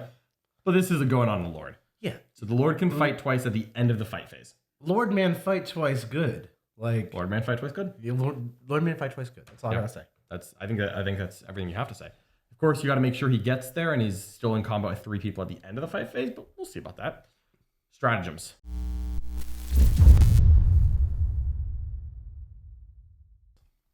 Deft parry, very simple. Emperor's Children unit is -1 to hit in the fight phase. Not shooting phase, fight phase. Okay. And this is the combat dominance kind of. Yeah. I thought I'm maybe going a little too hard on the you don't want to fight me path. But I'm not saying that's a bad thing. They're going down into Nexus. Yeah, that's true. That's true. All right, next up is 2 command points, Death Ecstasy. They love dying, and they would do it again. This is a 2 command point fight on death in the fight phase. There's no roll required. You just fight on death for 2 CP. Dude, let me fight Anthony with this detachment. You can do it. You will. Everyone's gonna activate. Next up is Incessant Violence. 1 command point just before an Emperor's Children unit from your army consolidates, and that Emperor's Children unit can consolidate up to 6 inches instead of 3. As long as it gets in engagement range of 1 or more enemy units. So it does have to reach an enemy to consolidate 6. Right. But if we're talking about a Lord who's trying to fight twice, Yes. you might want a 6-inch consolidate to make sure that he gets to 3 new friends to activate the rule. So I think that stratagem and that enhancement are going to pair together really well. I think that's peanut butter and jelly. That's a great little combo you just thought of. I wasn't even thinking about the Lord making use of this. Obviously, there's some generic Warhammer tactics you can use, like I'm going to tie up many of your units with my consolidate. Also great. The Lord, this is good pocket strat for a melee army. 100%. Yeah. Next up, we have 1 command point, +1 AP in the fight phase. It is for an Emperor's Children unit that made a charge move, though. We're going to be doing that. We're going to be doing that. Notably, that so far none of these effects are anything other than Emperor's Children, so you can do it on like monsters, vehicles, spawn, anything. Can do Right. +1 AP, just a nice buff to have. That is nice. And then Terrifying Spectacle. 1 command point in your opponent's command phase. All right, we're gonna go through some hoops here. You target 1 Emperor's Children unit that made a charge move in the previous turn and destroyed 1 or more enemy units in the previous fight phase. Okay. Each enemy unit within 6 inches of your Emperor's Children unit must take a battle shock test, subtracting 1 if they're below half strength. If they're affected by the stratagem, they do not need to take any other battle shock tests in the same phase. So essentially, Emperor's Children unit charges and kills something, maybe consolidate 6 to find some new friends. Then in the next command phase, the opponent's command phase, you spend a CP, and you do a 6-inch pulse of take a battle shock test. And if you already had to take 1, it's going to be a -1. Okay, this sounds worse than it is. I think it's actually good. It's not bad, because if you battle shock someone, they have to take a desperate. It affects their primary, and there's one thing that the Tyrannid player in me loves. This is done in your opponent's command phase, which means it's done in the command step of the command phase. That is not the battle shock step. Therefore, it cannot be auto-passed. Oh, wow, that's nifty. Because normally, if you give your opponent 1 important battle shock test, they say, yes, I have a CP saved for this. I hold the primary. Absolutely. And the timing of it is spectacular. Your opponent's command phase is literally the greatest time you can force them to take a battle shock test. Even bonus points for doing it in a step where they can't use this command point to auto pass. But they won't be affected by the stratagems for their turn and your turn. Like a whole battle round's going to go by, no strats for them. No OC, obviously big on primary. And there's nothing they can do. It's just like, this is the time you want to use your units and your strats and your rules. Maybe you don't. I still think that this is a little niche, but it's not as bad as it looks. Yeah. The final stratagem here is Cut Down the Weak, another 2 command point stratagem. So you hope you're getting some kills in combat here to get those to get CP. those. And this is that in your opponent's movement phase, after an enemy unit falls back, 1 Emperor's Children within 6, you can only select a vehicle if it's a walker, and they can declare a charge against it. Okay, so if we're engagement range and you fall back, I can spend 2 CP if you're still within 6 inches of me to just charge you again. Yes. When When you catch someone with that, they're going to suffer. Yeah, I feel like this is a strat that I will tell my opponent that I have because that's how we play. And then, instead of falling back like an inch, they'll fall back 6.1 inches, and then I won't get to use it. Only works if they move more than 6. That's true. That's true. And you tag in Obliterator, that Obliterator can be sad. Well, even an intercessor. Or there are ways, I remember in the data sheets, to slow people down when it's to move. With the 6-inch consolidate, you have to have the command points to power it. But if something moves like 8, like an Eldar model, if you consolidate 6 and you just like pin that Eldar model, Get one on each side. yeah, just one on each side, they're not going to fall back more than 6 away. Right. Yeah. And depending on what you're doing, this is really going to benefit infantry, of course, because frankly, if a Mauler Fiend is like, aha, I'm charging you a second time in your own turn, and your opponent's like, oh, darn, big guns never tire. And they're just going to shoot you anyways. Right. But flawless blades, the battle line units just in a skirmishy war could be really interesting. I would love to use the stratagem on a Legionnaire or like an Infractor squad with a Lord with a Fight First enhancement. Yeah. Oh, You go kill a Ranger. You consolidate into a new Ranger. You wrap him, 6-inch consolidate. The Ranger falls back, you hit him again, and then it's like, all right, are you going to charge those Howling Banshees into me? I fights first. Yeah. Goodbye. You're gone. My thought with this is that it's obviously a little vulnerable to getting countercharged. But this whole detachment is like, I don't care if I get charged. I fight on death. I'm -1 to hit. One thing fights first. One thing fights twice. That is nice. There is some good tricks in here. Yeah. And the detachment rule and the +1 AP are giving you a little more of the damage output we were looking for. This is another interesting detachment. Because we're on a brand new army, it's very hard to rank which one is better. Right. And it's going to be hard as we read 4 more. So I'm not sure which one's better. But 2 for 2 at least have rules that genuinely interest me. And that is a good place to be. I'm excited for this. I'm excited for this next one because it's got a Land Raider at the top.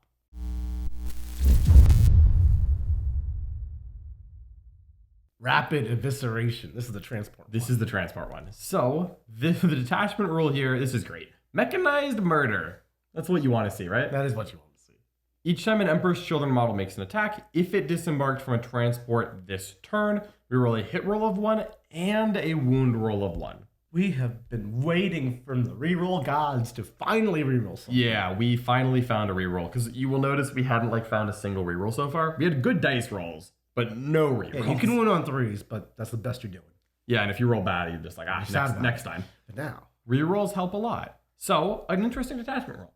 Now, this is only going to affect infantry, and some of these infantry can only get out of the Land Raider, but that's why there's a Land Raider in the artwork of this one.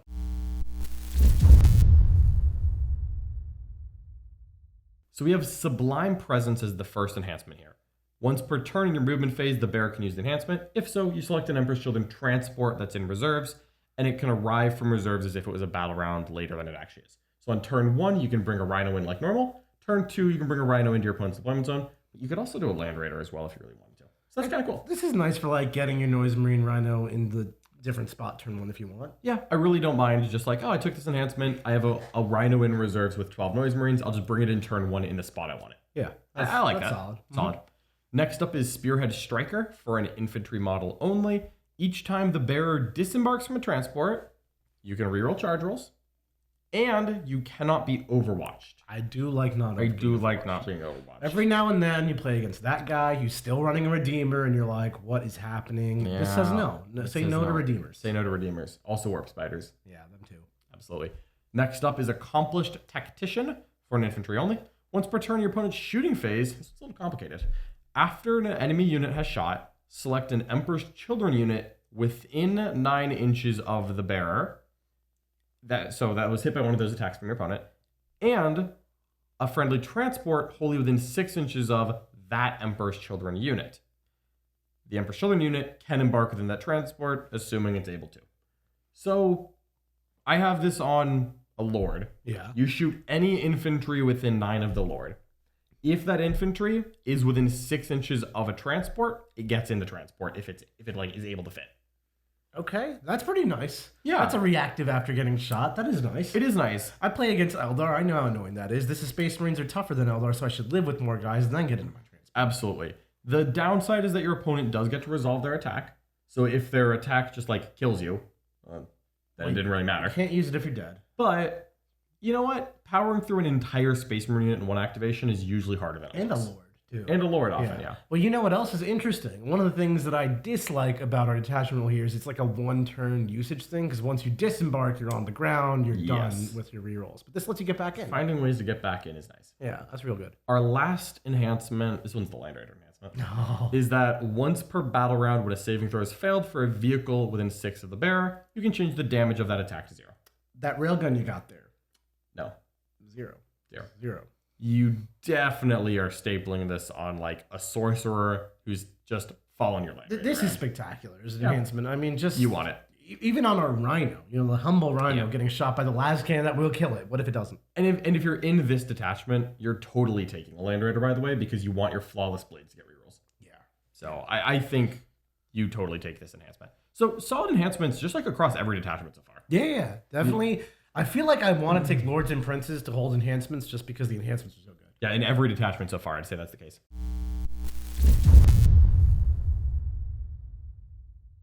All right, we're on to some stratagems here. First up is on to the next. In the fight phase, after an Emperor's Children unit destroys an enemy unit, you target that Emperor's Children unit and a transport with it that they're able to embark in. And if the Emperor's Children unit is within 6 inches of that transport, it can embark. Oh, wow. So it's like using the Venom rule where you get out, you kill something, you get back in the transport. Okay, so that's our second get back in the transport. This is Exactly. like a theme now. Put the rhinos behind the walls, get out, beat people up, and get back Then in. yeah, you get out of the Rhino, you advance towards something, the Lord unit goes and kills it, the Rhino drives behind the wall, you get back 6 inches inside the Rhino. I know we keep saying rhino, and my head goes to rhinos as a transport, but like, you get back in your Land Raider. I am thinking that I would take 6 Flawless Blades and Lucius inside a Land Raider here. Yeah. You go out there, you use the assault ramp rule. That's cool. You get out there, you just like chop us. Oh, we're not even done with the assault ramps, Nick. Oh. All right. What else we got? Advance and claim 1 command point in your command phase. Simple. A transport that has tormentors inside that are not battle shocked selects an objective marker you control with the transport, and it becomes sticky.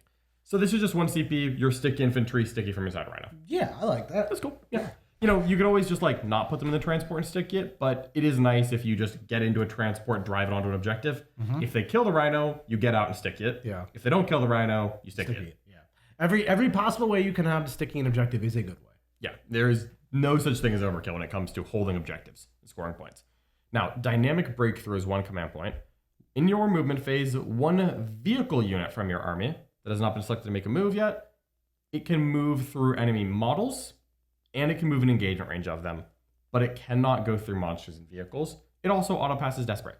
Okay, I love this for a few reasons. One, I have notoriously failed so many CP reroll desperate breakout attempts on rhinos. Like, my God. And into John on camera. It's going to happen again, too. Like, don't say that. Will. So, like, I'll just pen the CP right off the bat to say I don't have to worry about that. But that's not even why this is good. That's just my Nick Gravy. The real reason I like this is because I hate getting move blocked. It makes me very sad. And vehicle armies specifically, super vulnerable to getting jailed. Like, Absolutely. Super vulnerable. And so the fact that you could potentially advance a Rhino through a screen and then disembark, Yeah. like a Noise Marine squad, Oh, yeah. kind of useful. Or just move it through and disembark.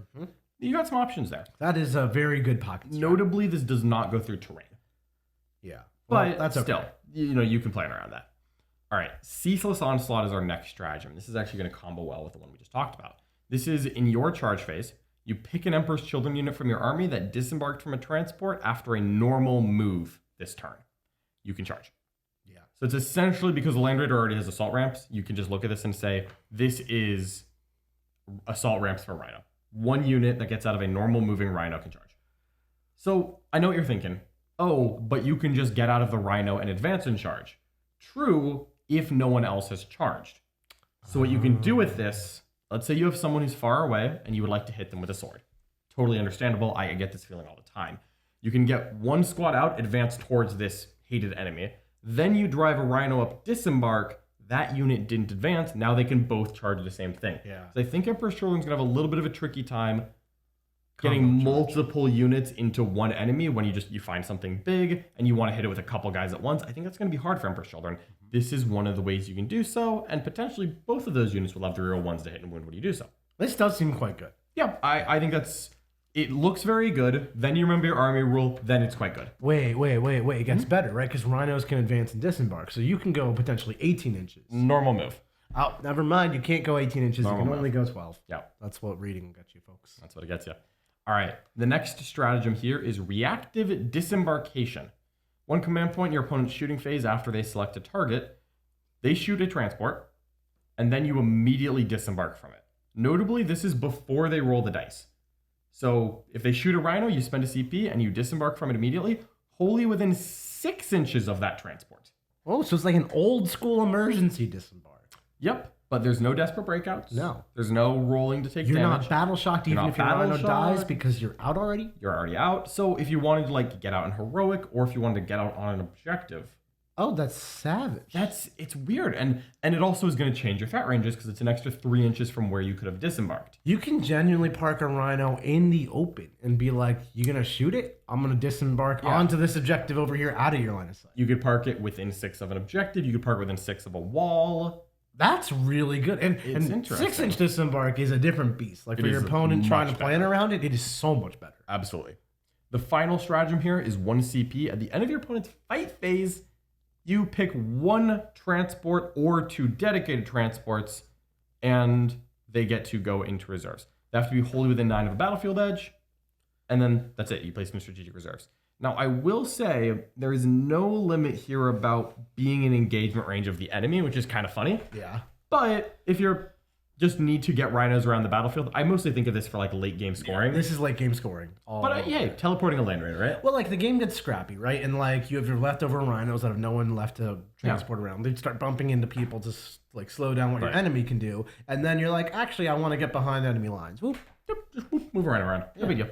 So I think that's quite cool. Okay, this detachment is very fun. I agree. really like the theme. I think it's great. Do you think this is competitive? I think you... So really what I need to see is like what this list looks like. My initial thought is I'm thinking 3 rhinos and a land raider. That's a good base. I will say once those transports are dead, you basically don't have rules.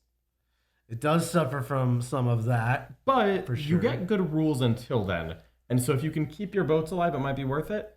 Maybe you go to 4 rhinos. I really need to see if I get enough stuff that I'm comfortable with that. because like you can go to 6 rhinos, right? But then like you have 450 points in rhinos. Yeah, that's probably too many points. Probably in too many rhinos. points in rhinos.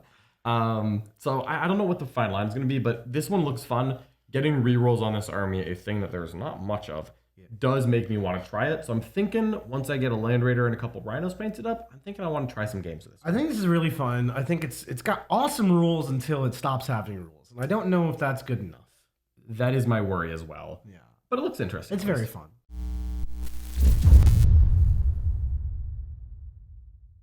All right, we're on to the 4th detachment. This is the Carnival of Excess. Now, I'll tell you right now, all those demon data sheets that we mentioned, this is why.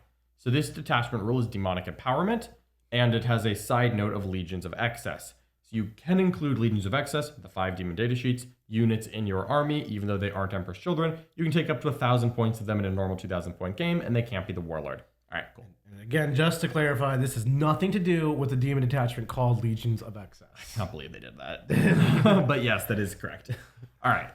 The detachment rule here is demonic empowerment. So there's 2 bullet points, and it basically says, while an Emperor's Children unit is within 6 inches of a Legion of Excess unit, it's empowered, and vice versa. Mm-hmm. So you keep their demons and your Emperor's Children people near each other. And they both get empowered if they're within 6 of each other.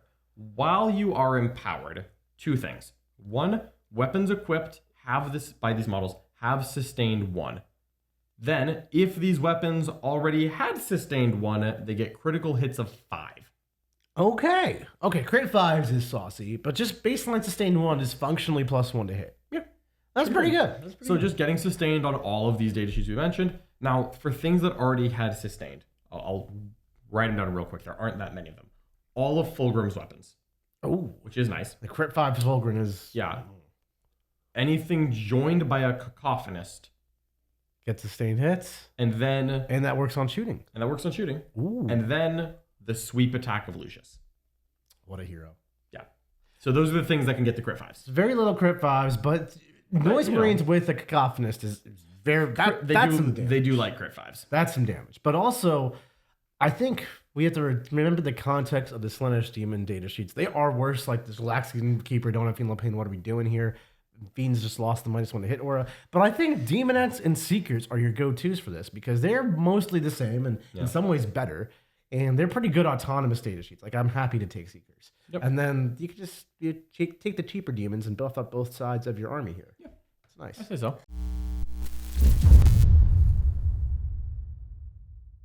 So for the enhancements here, the first one is Empiric Suffusion, which is that for an Emperor's Children model, once per battle round, a Slaanesh unit within 6. They're going to use Slaanesh a lot because everyone has that keyword. Yeah. Within 6, the bearer gets a to heroic for 0 CP. Not duplicate, but now anything within 6 can heroic for 0 CP. I'll take a 0 CP heroic on my fights first demonettes that make you take a battle shock. It's nice. It's nice. I don't mind. Yeah. Dark Blessings for a infantry Emperor's Children. Once per battle, you get a 3-up invuln for a phase. Yeah. Yeah, you have a 4-up invuln on most of these infantry anyway. That's This is the fine. one I'd probably leave at home. I don't really care about that. Yeah. Possessed Blade. I love this one. This is a melee weapon. This Okay. is pretty good. So for an Emperor's Children model, could be anyone, by the way, not infantry. At the start of the battle, select one of your melee weapons, and it gets +1 attack. In addition, each time you fight, you can use this enhancement. Not once, each time you fight. If it does, add +1 damage and dev wounds and hazardous. Okay. So yeah, you can choose not to be hazardous, or you can choose to be a badass. Yeah. I'm Come gonna, on. I'm gonna choose to make my Chaos Lord absolutely murder face. So a Chaos Lord with this is going to, it'll only affect one of his weapons, probably his lance, but that's going to be a 6 attack, damage 3 dev wound lance. You mean a non-attack lance? Because you're you're popping his rules. Absolutely. You're popping that once per game. That's pretty good. Yes, it's hazardous. No, I don't care. Yeah. That's great. That's A spectacular. Demon Prince also that's damage 4 dev wounds, hazardous. I don't care if it's hazardous. And I like that. Probably sustained hits. Probably sustained hits. Then you have Warp Walker as the final enhancement for an Emperor's Children or Keeper. So this is an enhancement you can actually put on your Keeper. And each time the bearer's unit advance, flat 6 instead of rolling it. That's quite nice. Yeah. And when doing so, you can make a normal advance or fallback move through enemy models as long as you don't end with an engagement range of them. Okay. And you want to Do pass the Death keepers and demons in this attachment get that fallback advance and charge stuff? No, Oh, they do not. that's worse. We're going to have to inspect the stratagems to see if there's something we can do with that. Okay. I'll give you that little nudge. I would appreciate a keeper that auto advances 6, then charges through and over enemy models, Yep. because I feel like Not that's- terrain, but through models. I almost wonder if I'd rather just have this on a Demon Prince and say, yeah, he goes 20 in charges. Yeah, that's Just also like, true. He goes. He just goes. He just goes. I might rather have that. Or honestly, again, just saying, hey, this one Lord squad, they're just going 16 out of the Rhino. You disembark 3, you move 13, go, charge, you go through screens when you do it. Yeah, like I don't actually want to take a keeper, so No. like screw that. Let's just put this on a guy. Let's be real about where this is going. Yeah.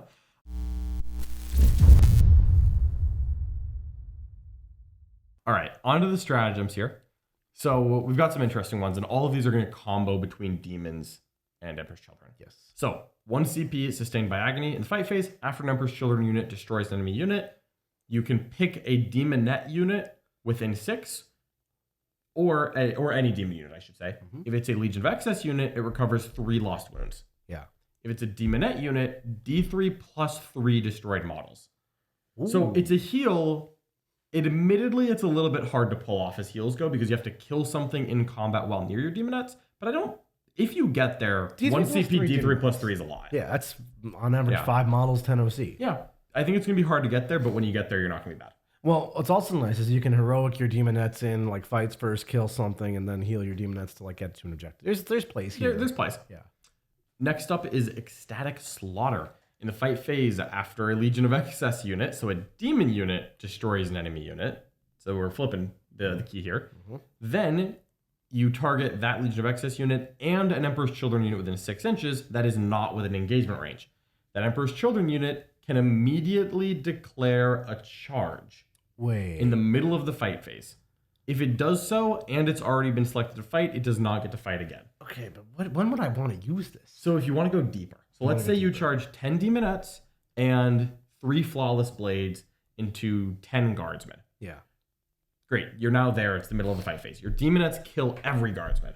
Now you say, oh, my flawless blades have nothing to fight. They're going to go ahead and declare a charge. So they charge. They charge. They kill. Then they declare another charge. Yeah.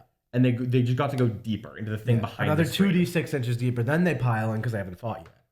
Exactly. That's very good. Or you could just pile. You could just do it to tag something as well. So you won't be able to fight twice, but you could charge twice. So like you charge your flawless blades, you charge your demonettes. Your flawless blades killed most of the guardsmen. Your demonettes finish them off. Then your flawless blades declare a long charge, and then you go tag a Russ. That's Then you really fight. cool. It's very interesting.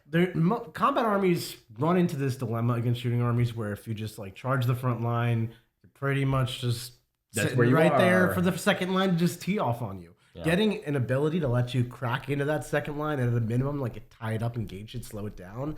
That is really powerful on its own. And then add in the fact that you can kill it potentially if you haven't fought already. Yeah. Holy bojangles. Holy Bojangles. All right. The next stratagem is Violent Crescendo. This is 2 command points, so you know it's going to be good. In the fight phase, 1 Slaanesh Beast Infantry mounted that has not been selected to fight.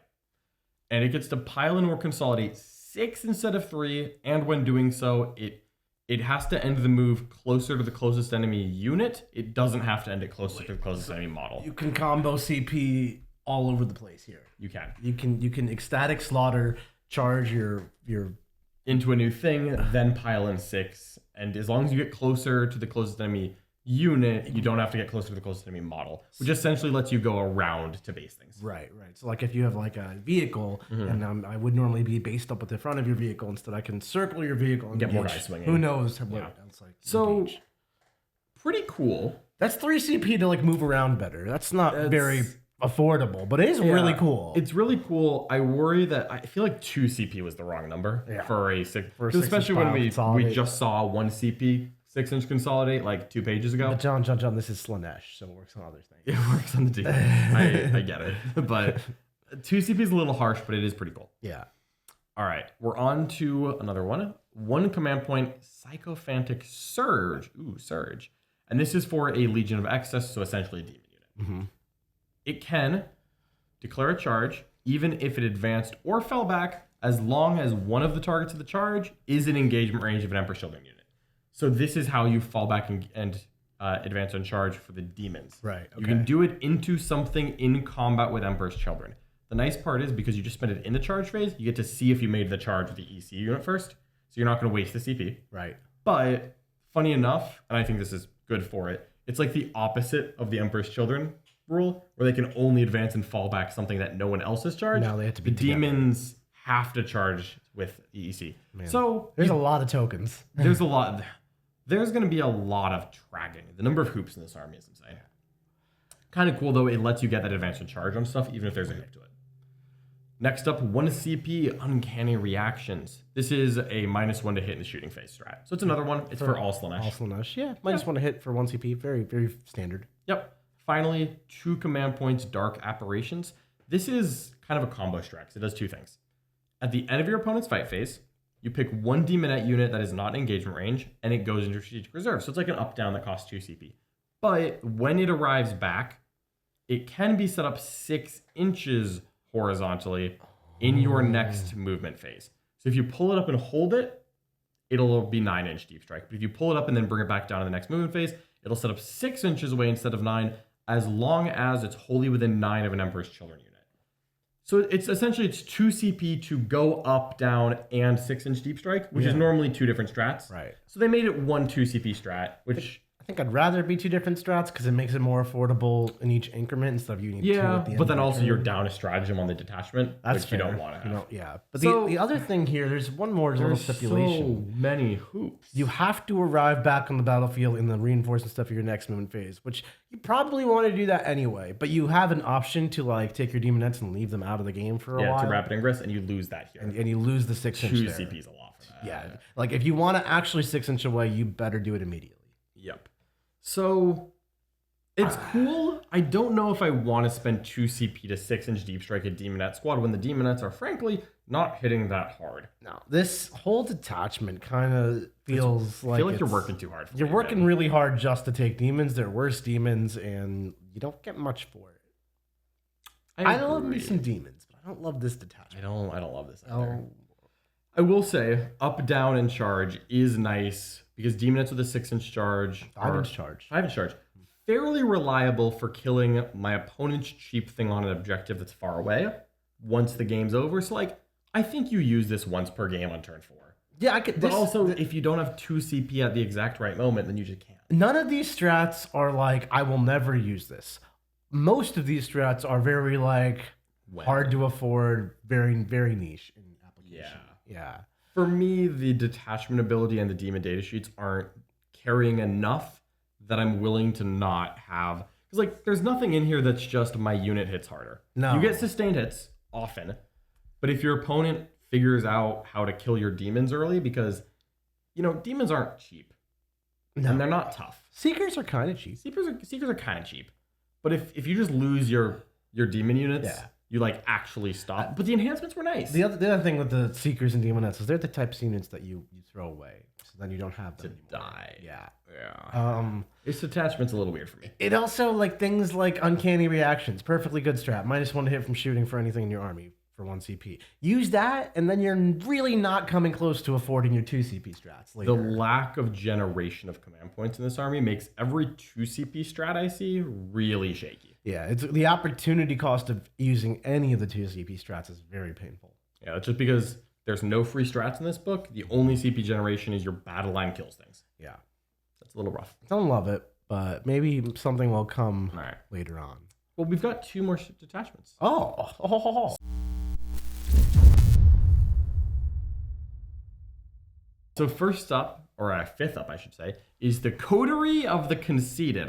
I actually quite like this. This is a fan favorite. This is it's got an interesting army rule. We're gonna take a second to break this one down.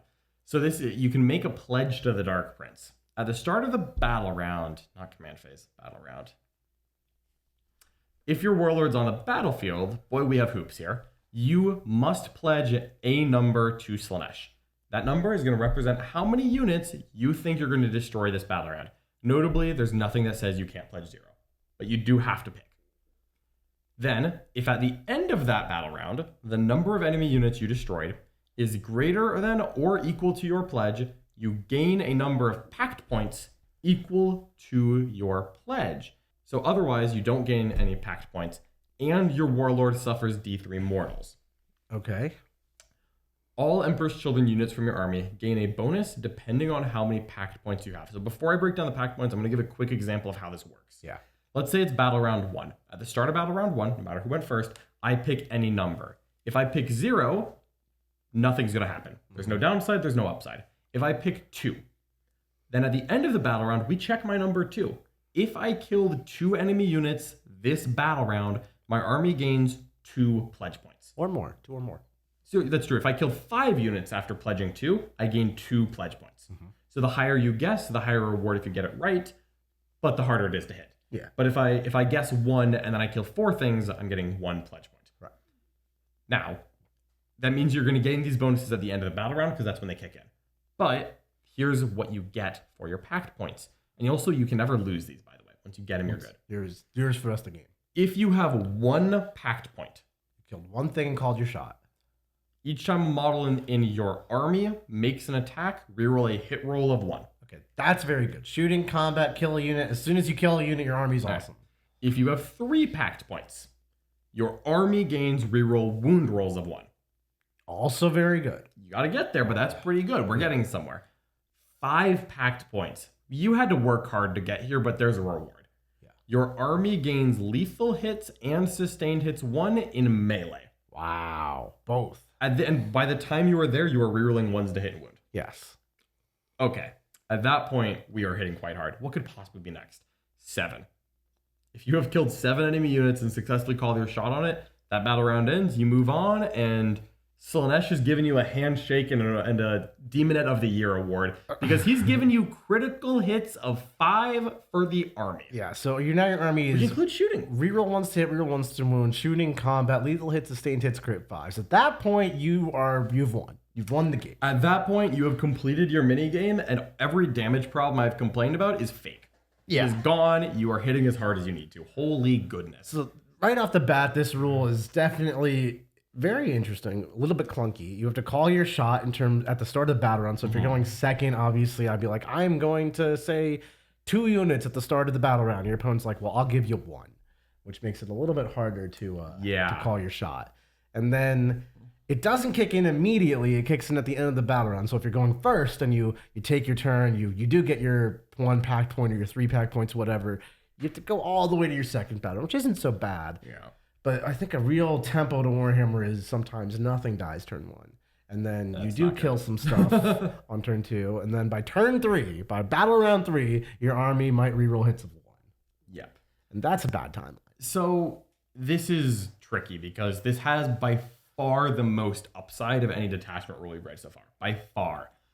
We need to get this on the table and see practically how easy it is to get the kill count up.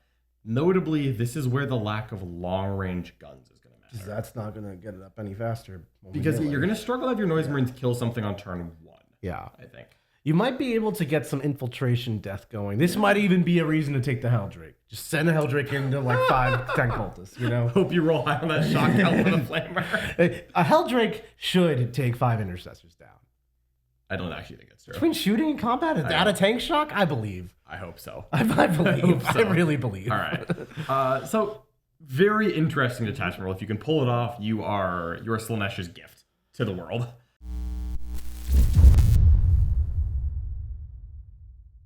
Now we have these enhancements. Some of these are pretty good. Pledge of Eternal Servitude for any Emperor's Children model. The first time the bear is destroyed, take a leadership test. If you pass, at the end of the phase, the bear is set up as close as possible to where it's destroyed with D6 wounds remaining. Demon Prince. Yeah, it's the Demon Prince one. That is pretty good. That's good. Your leadership 6 on most of these characters, you are probably going to pass this. It's like having like a 3-up to stand up. Yeah. It'll feel bad when you fail, but it'll still pass more often than not. Yeah. Next up is Pledge of Dark Glory. While the bear is leading a unit, you get +1 leadership and +1 OC. I love both of those. Those are just that's just good. Those are good rules. Yeah. Sadly, you can't get +1 leadership on the guy standing up, but that's fine. Next up is the Pledge of Mortal Pain. You gotta love that name, right? It's a good name. All right. And at the start of your shooting phase, you select an enemy unit within 12.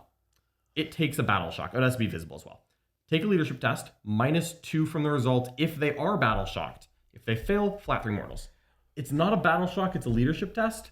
It's also start of the shooting phase, so you can't have your Noise Marine softened up. But you can just like drown people in leadership. God, I wish I was in. But yeah, you can just maybe take some mortals. 12 inches visible, take a leadership test for 3 mortal wounds. Very, very circumstantial. It's a very nice if it's cheap and you're not going to spend for it. Yeah. Finally, we have the Pledge of Unholy Fortune. Once per turn, after you make a hit wound save for the bearer's unit, if you're not battle shocked, use the enhancement, flip it to 6. Another good Demon Prince enhancement. Very, very good nice. Demon A Prince. good Yeah, goal. Flip to a 6. You got a melt the gun. You got that dragon who has like 9 damage stapled to his gun. No. Yeah. None of that. Just flip it to a 6. passed that. Flip it to a 6. We're good on that Past one. that save. So again, honestly, like 5 attachments in, the enhancements are one of the highlights of this book. You're taking characters. Yeah. The enhancements are good in basically every detachment here. All right. On to the stratagems here.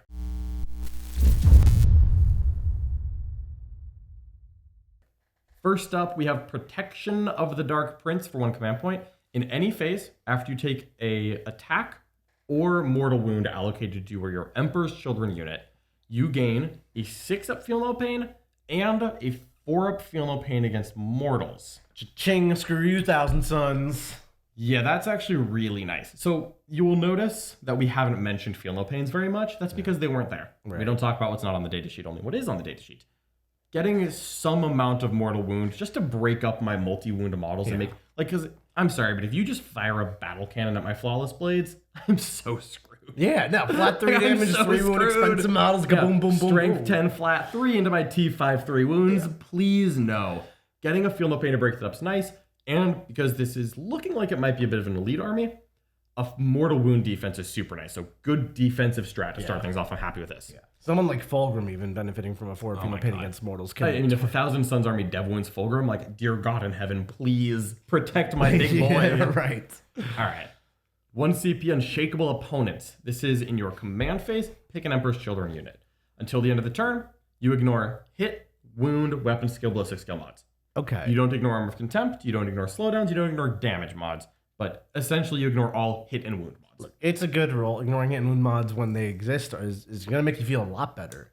It's mildly annoying that it's command phase because you can't use it out of a Rhino. Oh, that is annoying. It's also annoying it's still that good. it's not like everything. I want to ignore Armor of Contempt and damage and this and that, but I'll we take haven't- what I can get. You know, we haven't really talked about how much damage 2 is in this army, and we don't ignore damage mods ever. Well, that's okay. There's also a lot of damage 1. There's also a lot of damage 1, especially if they're -1 damage. I've got even more damage 1. Now, 1 CP Embrace the Pain. I love this one. You're going to love this one too.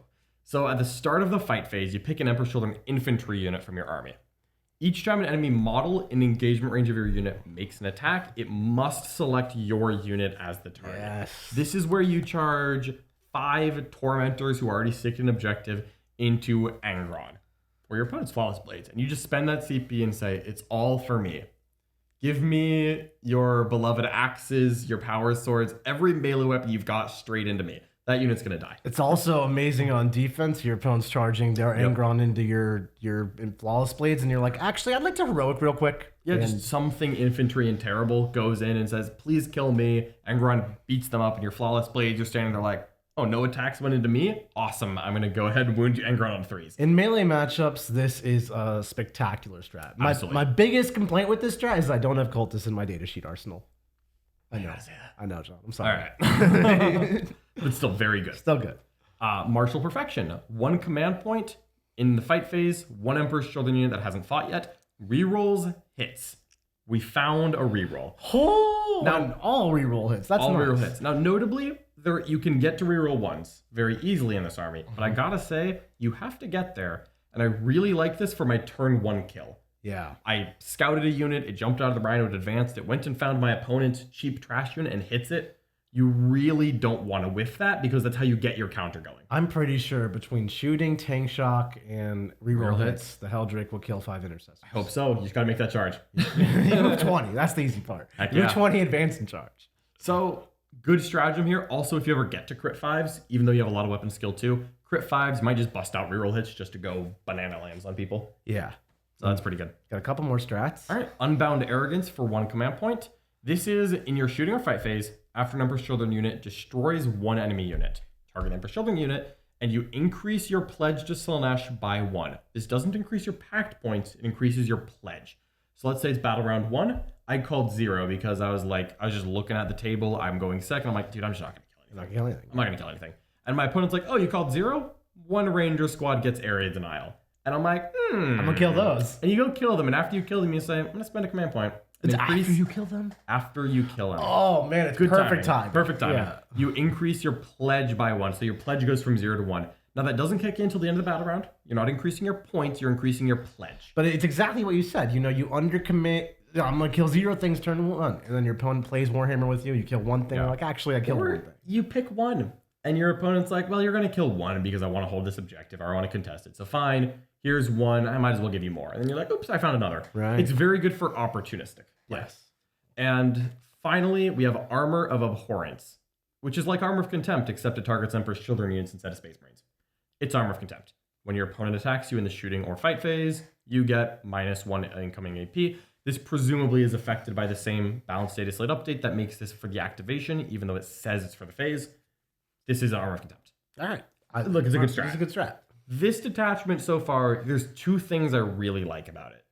1, every stratagem here is 1 CP. Yes. That is the number of 2 CP kind of okay stratagems that this book has. 2 CP consolidate 6. What? I just don't have 2 CP for that, man. Yeah. That's just not in the budget. It's not real. All of these are 1 CP, which I very much appreciate. You also have a good mix of damage buffs and defense, a feel no pain, a stop you from hitting me. Yeah. There's Armor of Contempt. Your damage actually, if you can get your stuff rolling, is it will be insane. good. It will be better by turn 3. The only thing that I'm hesitant about with this attachment is the pace of it, right? Like you can get screwed on your shot calling. You also need to have your Warlord alive. So if you're running Fulgrim, you have to be careful about using him, losing him. Yeah, because Fulgrim is the Warlord. He is the Warlord. If you're not running Fulgrim, you get a little more leeway here. And then on top of that, it's very contingent on what your opponent is himself playing. If you're playing against MSU Genestealer Cult, you're like, we're going to get to 7 kills on turn 2. But if you're playing against, Elite Dark Angel Space Marines with 15 Terminators, maybe in teams, and you just don't play Custodes and Imperial Knights. Yeah, like, oh god, Imperial Knights. Yeah, I just like, as soon as I kill these knights, I'm going to be good at killing knights. Okay. Right. Oh no. Got this. But my Flamer Acolytes times 7 is really not looking at this. Yeah, by turn 3, 2 Infractors are going to be wiping Acolyte squads. It's okay, John. 2 of everything wipe the Acolyte squads. Yeah. All right, we do have 1 detachment left. Let's do it.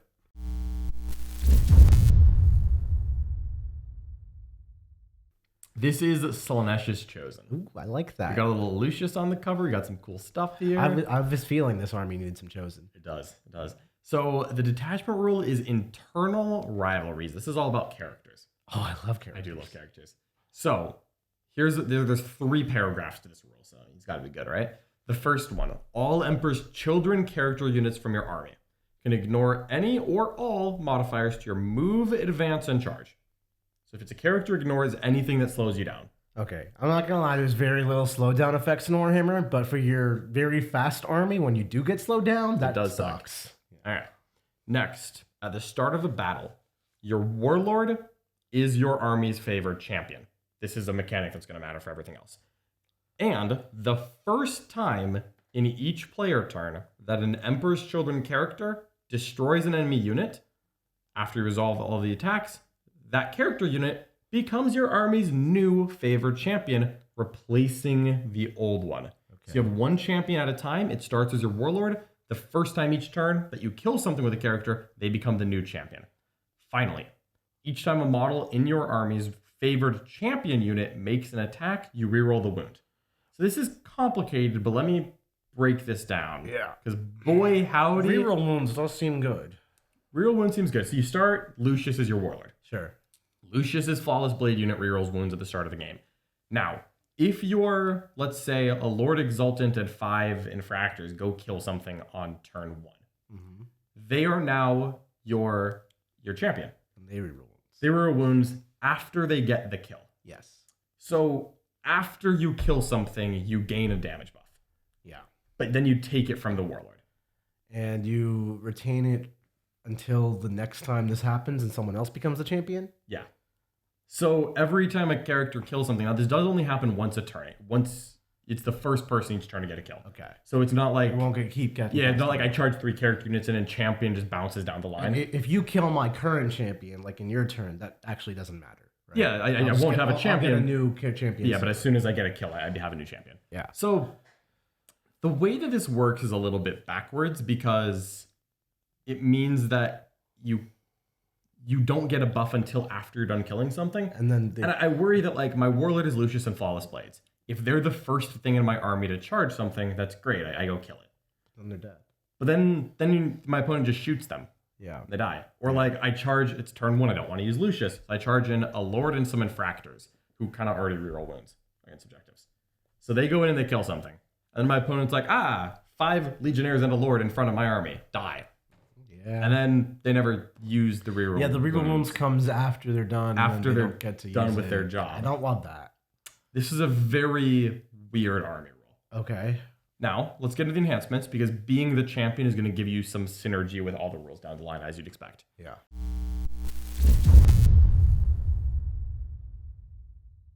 So, first up is Eager to Prove. The Bearer's unit rerolls charges. While they are your favorite champion, +2 to the move characteristic. So after my Lord and Infractors have killed your unit, if I am to survive through your turn, I have a faster rerolling wound unit. Yeah. Okay. Yeah. Then we have Repulsed by Weakness. Each time an enemy unit that is not a monster in vehicle falls back, they have to take a desperate. If you are the champion, -1 to those desperates. This one works a little better because you go kill something, you can consolidate, and then if they fall back, they're a -1. Okay. That is actually a rule. That enhancement works. Yeah, that's okay. Proud and Vainglorious. That's every Emperor's Children player, of course. The Bearer's unit can reroll Battle Shock and Leadership tests while they're the champion +1 OC. This one also works. Yeah, that's good for send flipping a point. Yeah, you send your Infractors with a Lord, they go kill something, your Infractors go to OC3. This is like 17 OC on a point. Yeah, with a that's 5-man actually squad. quite good. That's actually quite good. Yeah. Hey, so it's not all bad here. Slayer of Champions. Thank God this one does not require you to be the champion.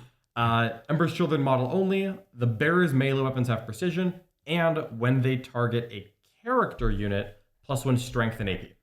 Okay. I'm not Only against works against characters, but that is a nice buff to have. that. Yeah, +1 strength, +1 AP. You can- Always complain about that. Yeah, if you get a Demon Prince to strength 9 instead of 8, it's mostly, I think, good for a Lord. This is like if you have the points left at the end. Yeah, it's one of those. On to the stratagems here.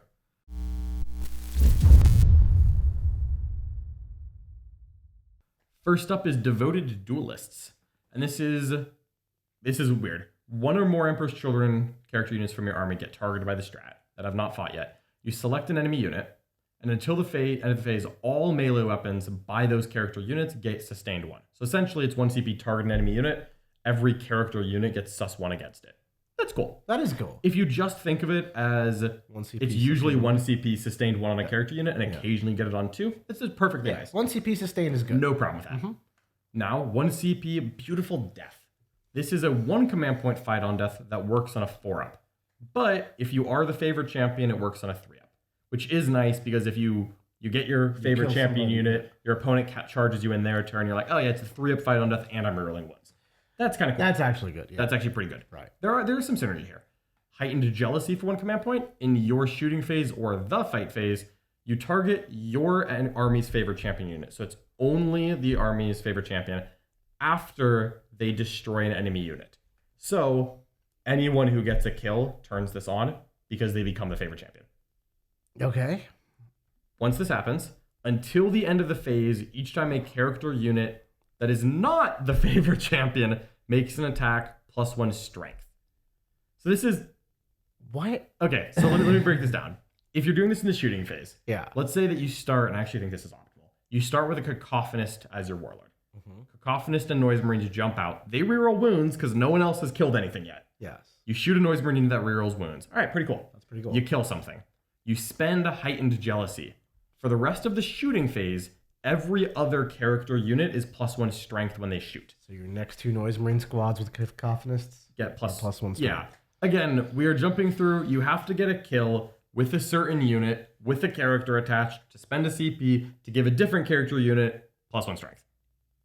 Oh, look. I love the idea of changing the breakpoints on strength. Like Blastmaster's going to strength 11. That is You useful. definitely are still going to use it, but the fact that there are 6 hoops on every rule in this book is driving me crazy. The amount of text on this strat is very reasonable but like, the amount of effect is so little. I know, like how did they do that? So many words to do so little.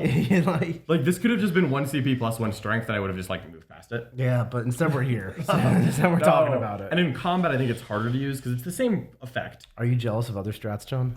My jealousy is heightened of other books. All right. Diabolic Majesty. God help us all. In your shooting phase or the fight phase, after an Emperor's Children character unit from your army becomes your favored champion. Yeah, so So very specific. after this unit that wasn't Wasn't the champion kills something without reroll wounds and then gains the reroll wounds that it can't use. That Emperor's Children unit becomes a 6-inch pulse of take a battle shock at -1. Here's my problem. If I'm shooting you to death, I'm probably not within 6. If I'm punching you to death, it's in my fight phase. After I kill something, I cause a battle shock test, and we look down and we say, great, you're battle shocked. What's next? And your opponent's like, well, now it's my command phase. I'm done being battle shocked. I'll take my turn now. I cannot. What is this? I cannot. Just this whole detachment. I just cannot. Like this. I know. I know. What am I reading right now?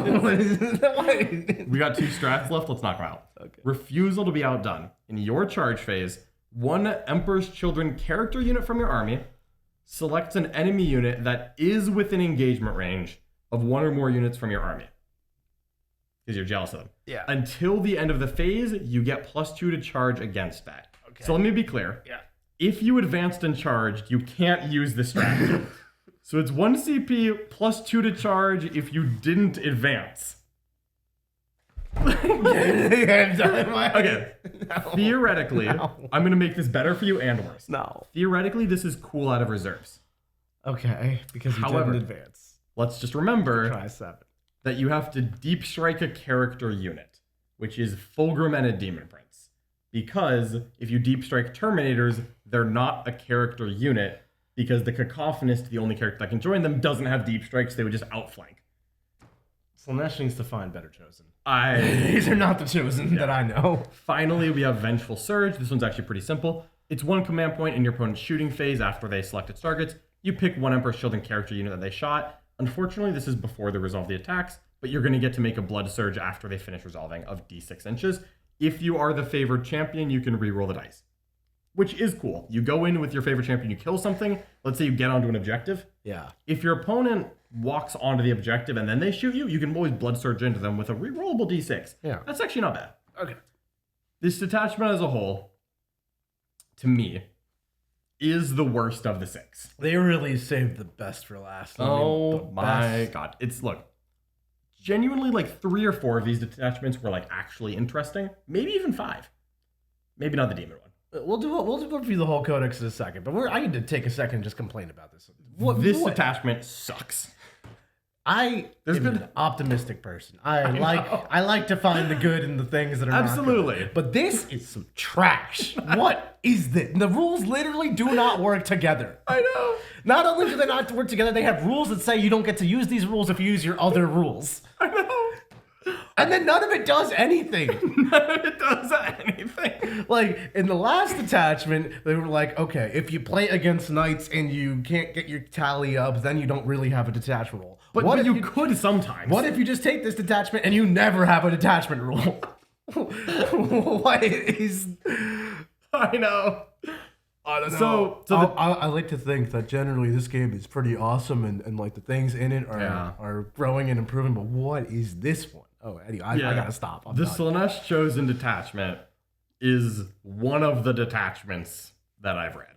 It is... No, look, it's fine. The fact that this is the last one is what hurts, because, like, you know, if I got to read this and then I got to read... if this was the first one, we would have had a rage flip. Yeah, but then there would have been something afterwards. That's true. It would have got better. But, like... I wish they buried this in the middle. It could have been like one of those flyovers. Yeah, just like put it in the middle. It was the last one, you know, like I know. the last chance for something exciting and then hopeful, and then they sure did choose. This is that's fine though, because you can just simply choose not to play this detachment, and it's fine. So that's okay. We've got other ones to talk about. We have 5 other ones and a bunch of new data sheets. Yeah. Overall, how are you feeling, John? This is very difficult to wrap my head around. It's a brand new army. It's a brand new army. It's incredibly complicated. So when you look through this army and when you read it front to back, at different intervals in it, you see a lot of gems. There are cool things. Crit wounds on 3s, fallback locks, advance and fallback in charge. You can find a few crit 5 examples. There is a lot of cool things. You've got a good shooting unit in Noise Marines. When you take a step back and you look at the big picture, I feel like it's incomplete.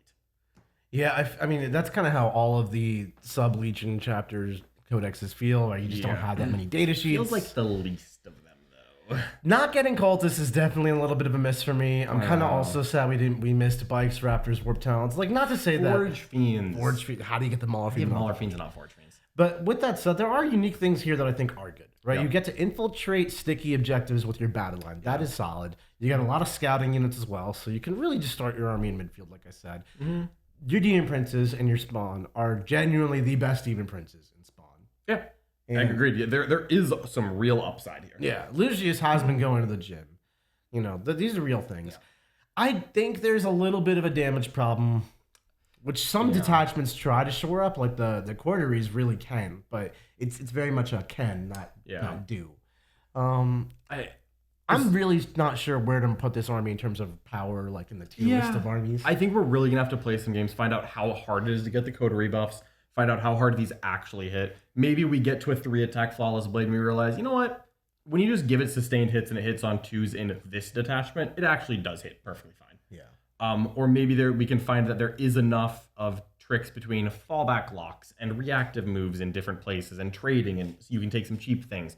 And then you can play a little bit of a shell game, shuffly, tradey back and forth, score points. Maybe we can do that as well. Because we have no frame of reference on this army, we haven't played any games with the Index Emperor's Children because they didn't exist. It is difficult to wrap my head around. I think it's very easy to focus on the flaws when you first read something, because there are some, but it's very fragile. And I worry about an army that has the 2 problems that I look at this and think are, is my stuff too fragile and does it hit hard enough? And we might not have these problems. We have to test it and see. Maybe I do hit hard enough.